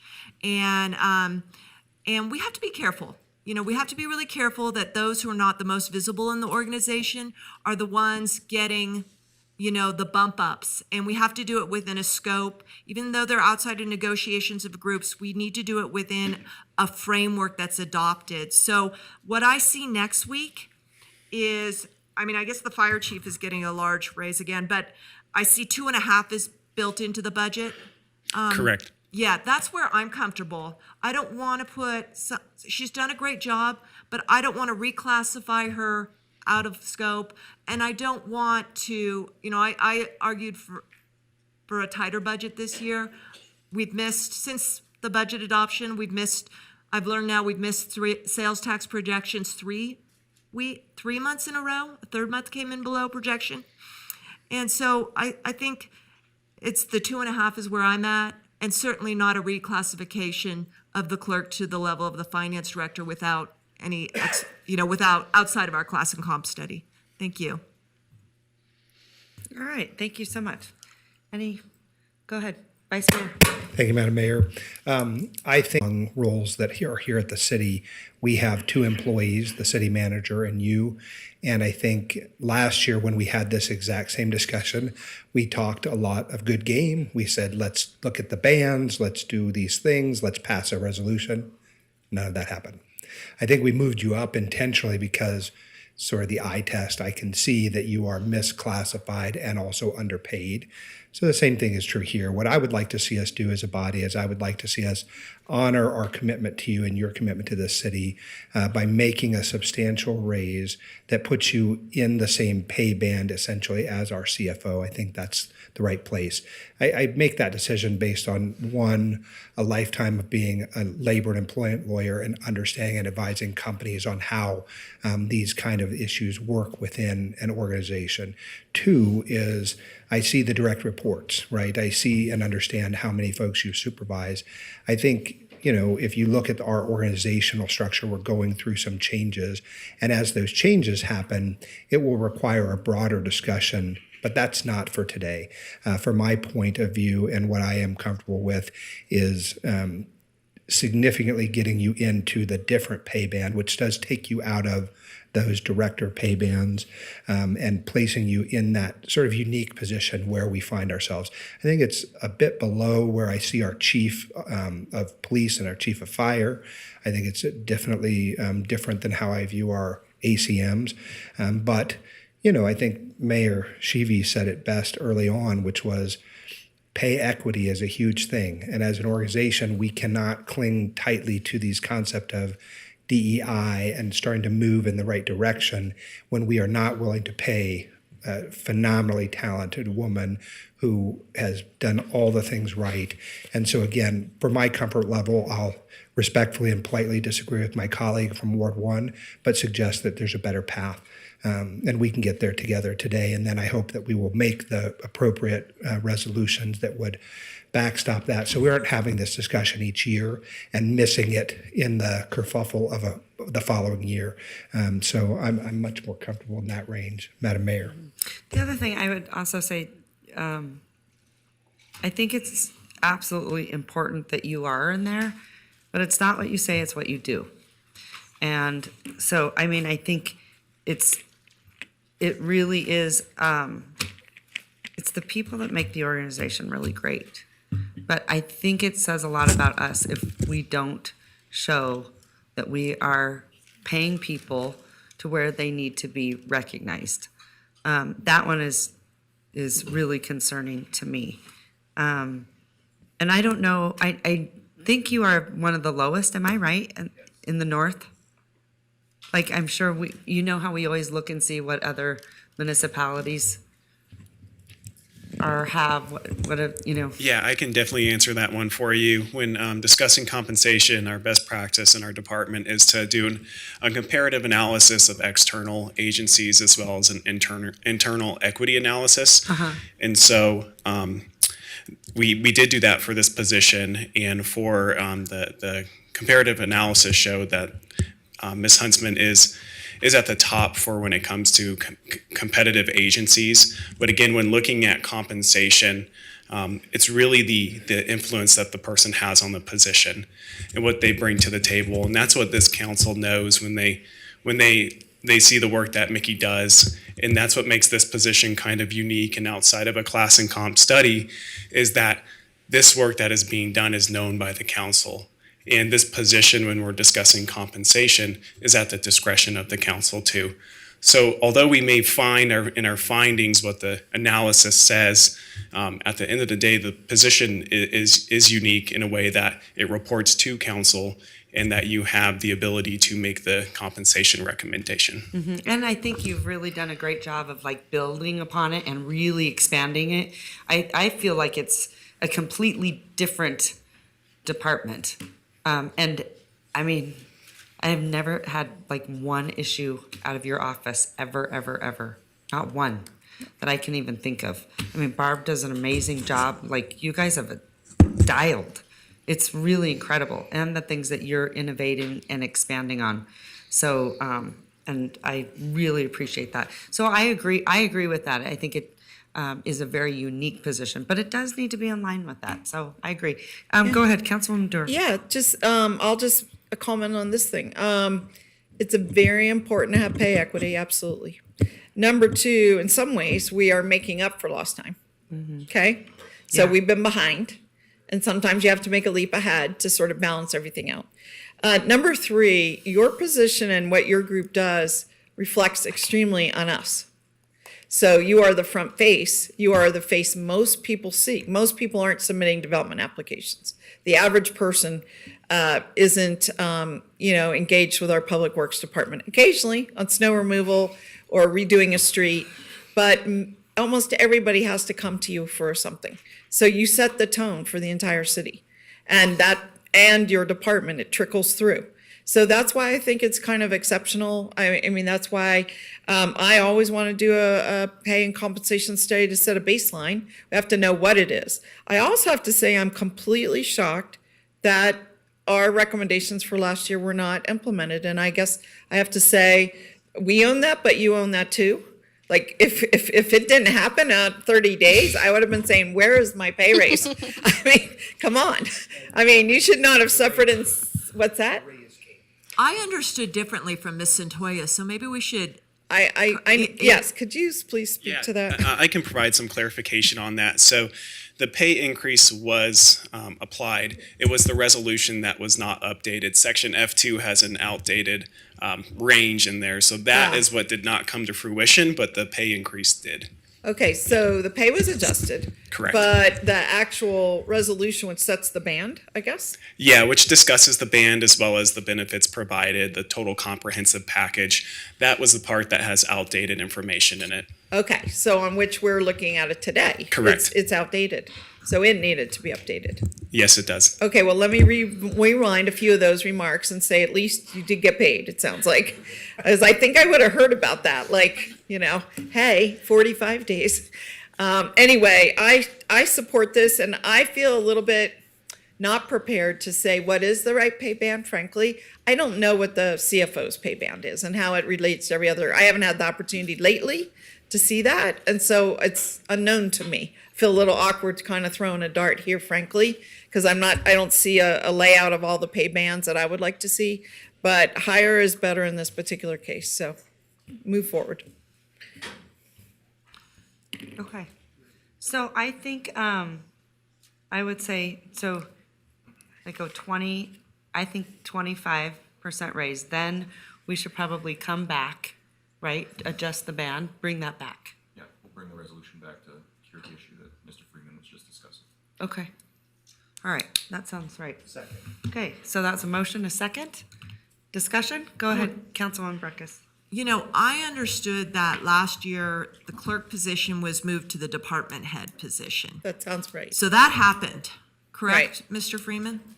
It is at a department head position. That is correct. Okay, so within the department head level, we have different folks who are paid differently. I think the chiefs are at one level and maybe the ACMs, correct? So the department head primarily involves the directors, and that range on that management salary schedule is $152,000, just north of that, to $199,000. As the low on some of those different bands. From the minimum of the band to the maximum of the band. And which band is she asking to come into? That band, it would go from an A43, which it could be. Yeah, the numbers help though.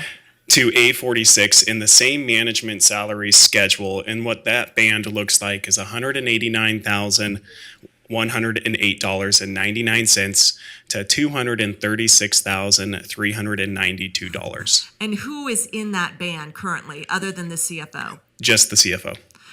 And then who is in the bands above, the two chiefs and the ACMs? I don't have that information right in front of me on the salary schedule. I can tell you that the answer is yes. So Yes. you have your department heads, and then you have Director Van Buren, then you have the police chief and the fire chief, and then you have the 3 ACMs. Yes. Okay, thank you. I'm not comfortable jumping the clerk in this ad hoc into the band with the CFO. She jumps above the public works director. She jumps above the utilities director. She jumps above the planning director. She jumps above the parks director. I want to see where clerks go in other, arrangements. And this is not personal. This is not a reflection on the contribution the individual makes to the job or how she does to the council. It is, not supporting a 25% one-year salary in government is not a place I'm comfortable at this point in time.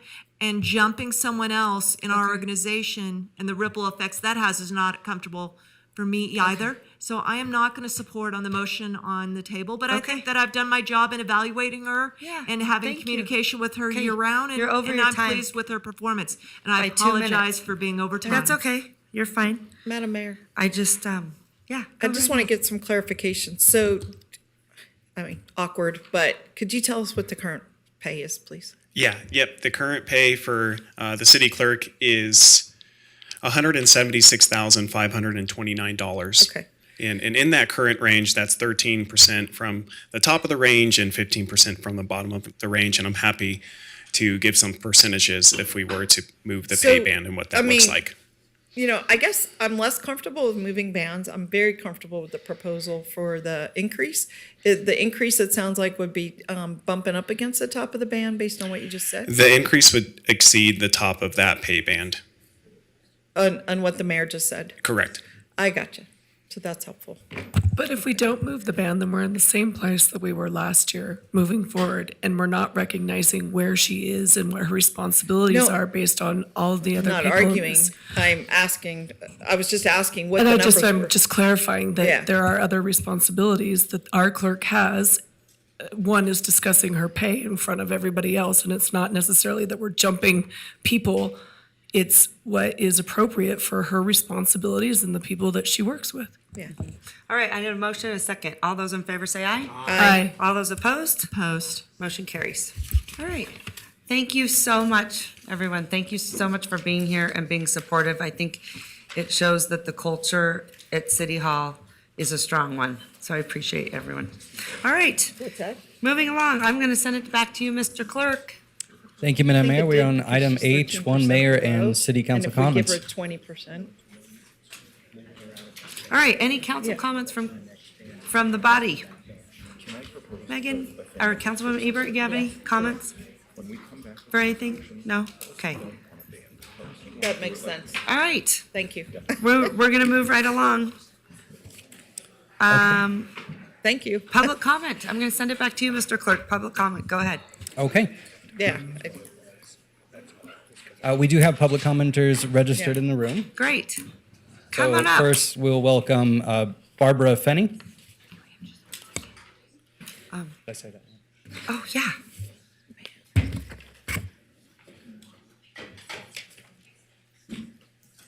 Short and sweet. Fine, how about you? Good.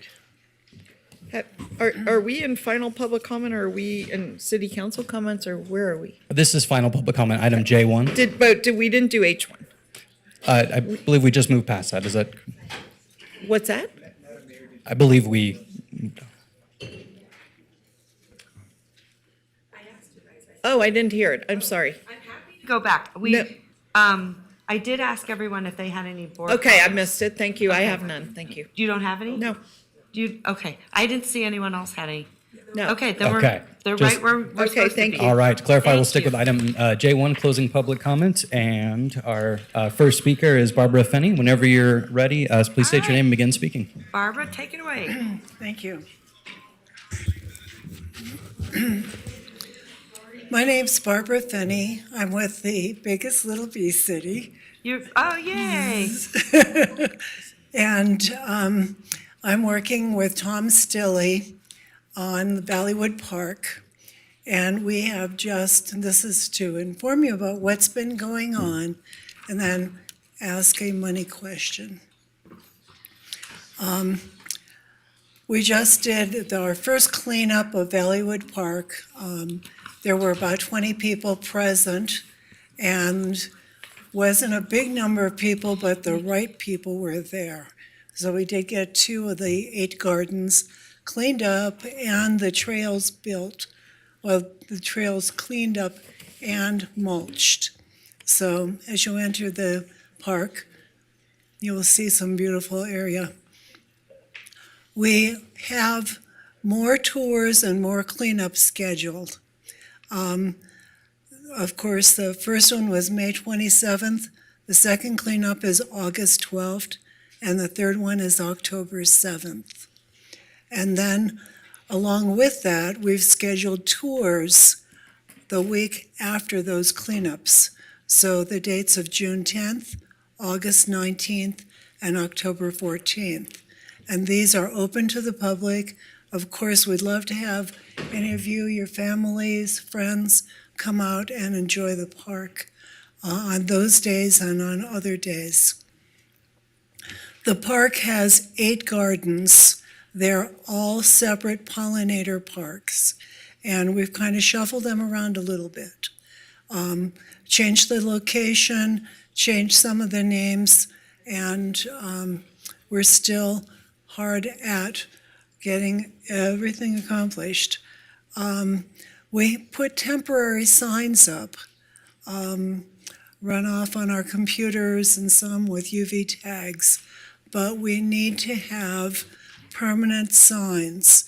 The big signs that have been there since 2015, when Tom Stilley started the park, started working on it, have faded, and they're really obsolete. We need to give some really good information on the geology, the water flow, the situation with the Chalk Creek feeding the Truckee River, and the chemicals that are in Chalk Creek, things like that. So I'm asking for a discretionary amount of $2,500 for signs. We are in Ward 5. I've spoken with Ms. Taylor about the park. We haven't really gotten into this part, though. So I understand the process is to come here, ask for the money, and then the next city council meeting, show up again, and hopefully we will have some money. And that's it. Okay, thank you so much. I know we're not supposed to do this. Is that also something where she could go to the Parks Department and see if because sometimes they have set-asides? Madam Mayor, I think that Ms. Taylor and I will work on it, and I think we'll get somewhere with it together. Okay, thank you. We'll find a way. Okay, good. We'll find a way. Thank you. There's a will, there's a way. Thank you so much, and we love what you're doing. Thank you. Good And job. kudos on the legislation, Yeah. the neonic, no Yes. neonic legislation, amazing. Yes, That was a huge team effort by the whole organization. it's a step in the right direction. We still need to work on some more. Absolutely. I asked the innocent question about whether that would ban Roundup, and it would not, because it's not considered in the same category of pesticides. So That's correct. And, agricultural, right, so that's. more to do. Yes. But let's take our wins where we can, and congratulations. Right, and that's the whole idea. Thank you very Thank you much. so much. Next, we have Marie Rodriguez, followed by Jessica Tapia Tirado. And you stayed the entire meeting, and she's amazing. I always do. Good afternoon, Madam Mayor and City Council. For the record, Marie Rodriguez. I originally was here for item 6.2 as an applicant, But during B14, with the conversations about the parks, recreation, and open spaces, something came to mind that I just wanted to maybe remind you of as you move forward with them regarding surveys, outreach, and workshops. Last month, I think it was Bernice Matthews Elementary School had a bunch of students here. Right. And they all came up here. And as you'll remember, they were talking about their parks. They want a safe place to play. Some of them asked for water parks. They wanted a safe place to ride their bikes and a place to play soccer. I think we need to remember as representatives of the city that we're not just representing the voters, but we're representing our future voters. We need to remember those kids. So when we talk with going forward about what we want for our parks, and when we have these workshops, I know I have grandkids. They love those water parks. And I know that not everybody has a safe street in which to ride their bikes. So let's remember all that feedback that we got from the kids from the schools and implement those and take those into consideration when we're making planning on the parks and the open spaces for citizens of Reno. That's all. Thanks. Jessica Tapia Tirado, followed by Itzel Guerrero.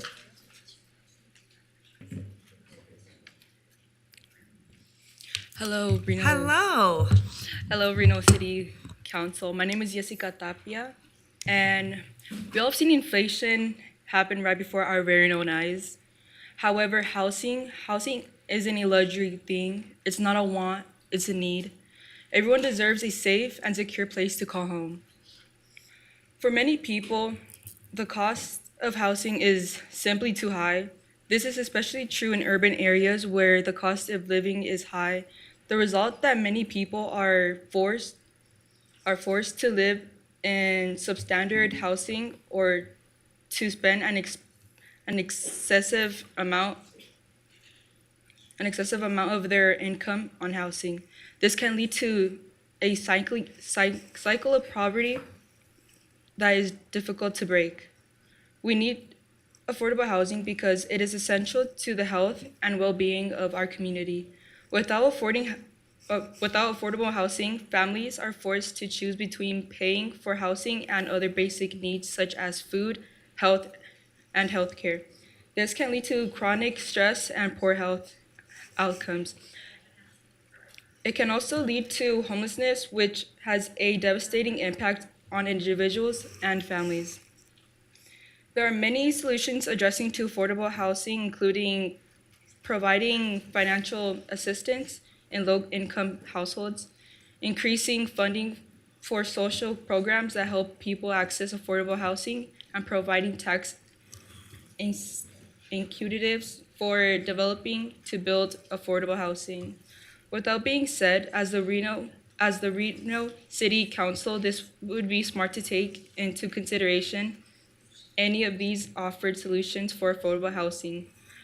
Housing should not be a luxury that is only affordable to the wealthy. Everyone deserves a safe and secure place to call home, regardless of their income level. By providing affordable housing, it can help create a we can help to create a more just and equitable society. Ooh. That's it. I am impressed. Tell us, what school are you from? I go to Hug High School. You go to Hug High School? Yeah, I was so nervous. No, you did a great job. Thank you. Future senator. I thought you did a fantastic job. Thank you. What grade are you in? I'm in 12th grade. You're in 12th grade? Yeah, senior. Great. Yeah. Are you going to go to college? I'm in real estate courses already, so. Good girl. Yeah. That's awesome. Good for you. Thank you. Well, I think you did a fantastic job. Is this for government class? For government, yeah. Who's For your government. teacher? Mr. Johnson? Mr. Johnson. Yeah. Well, tell Mr. Johnson he would have been very proud. Thank you. Great job. I also have a teacher. Her name is Miss Lauren, and I think she knows Doug. Uh-oh. Yeah, when I mentioned I was going to present my speech, she was like, oh, I have a good friend. I was like, yeah. Well, good. Tell her we said hello. Okay, thank you very much. Well, and for all of the speakers who are here from Hug High School, please make sure you consider our youth city council. Councilmember Miguel Martinez here is the liaison to that body, but it's always looking for new members.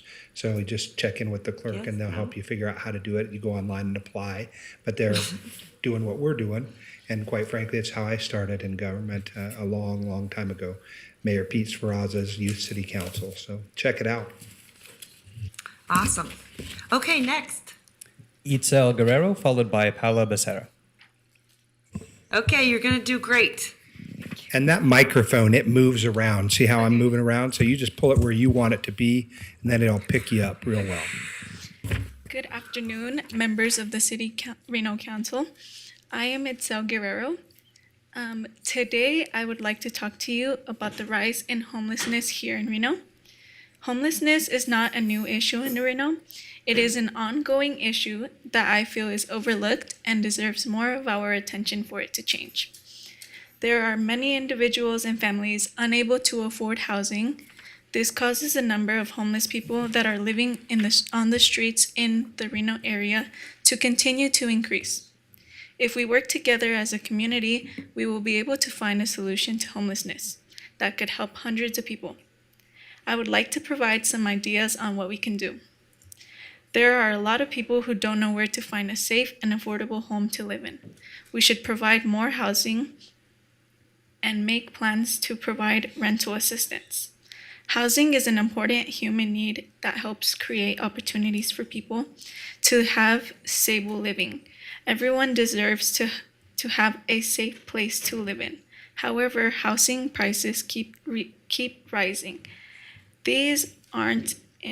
There aren't enough housing options being provided for families and individuals who are in need, making it extremely difficult for employment, health, and education.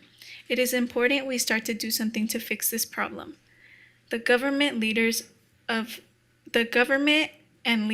the community and nonprofit business need to work together to create affordable and emergency shelters and long-term housing.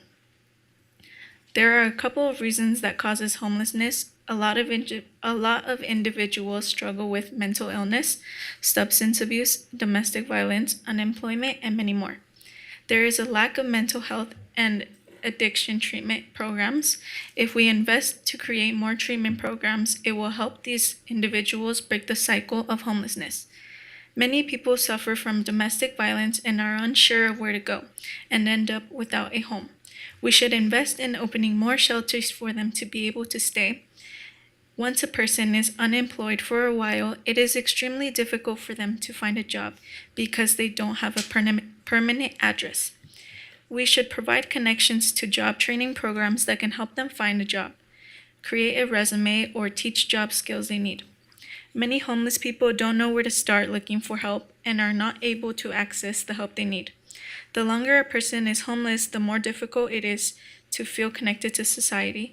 We as a community must come together and reach out to individuals, families, and communities to help them feel safe and supported. In conclusion, homelessness in Reno is a very serious issue that requires more attention than it is getting. By providing more affordable housing, helping individuals who are struggling, and working together as a community, we can create solutions that will help make sure everyone here in Reno has a home. Affordable housing should be a right, not a privilege. Thank you. Okay, I loved your remarks. Did you write those? It wasn't ChatGPT, right? No, it was me. Especially your comments about mental illness and addiction. And we need way more treatment centers. You did a fantastic job. Thank I'm you. impressed. Future senator, future you. president. Okay, good job. And Paula Becerra.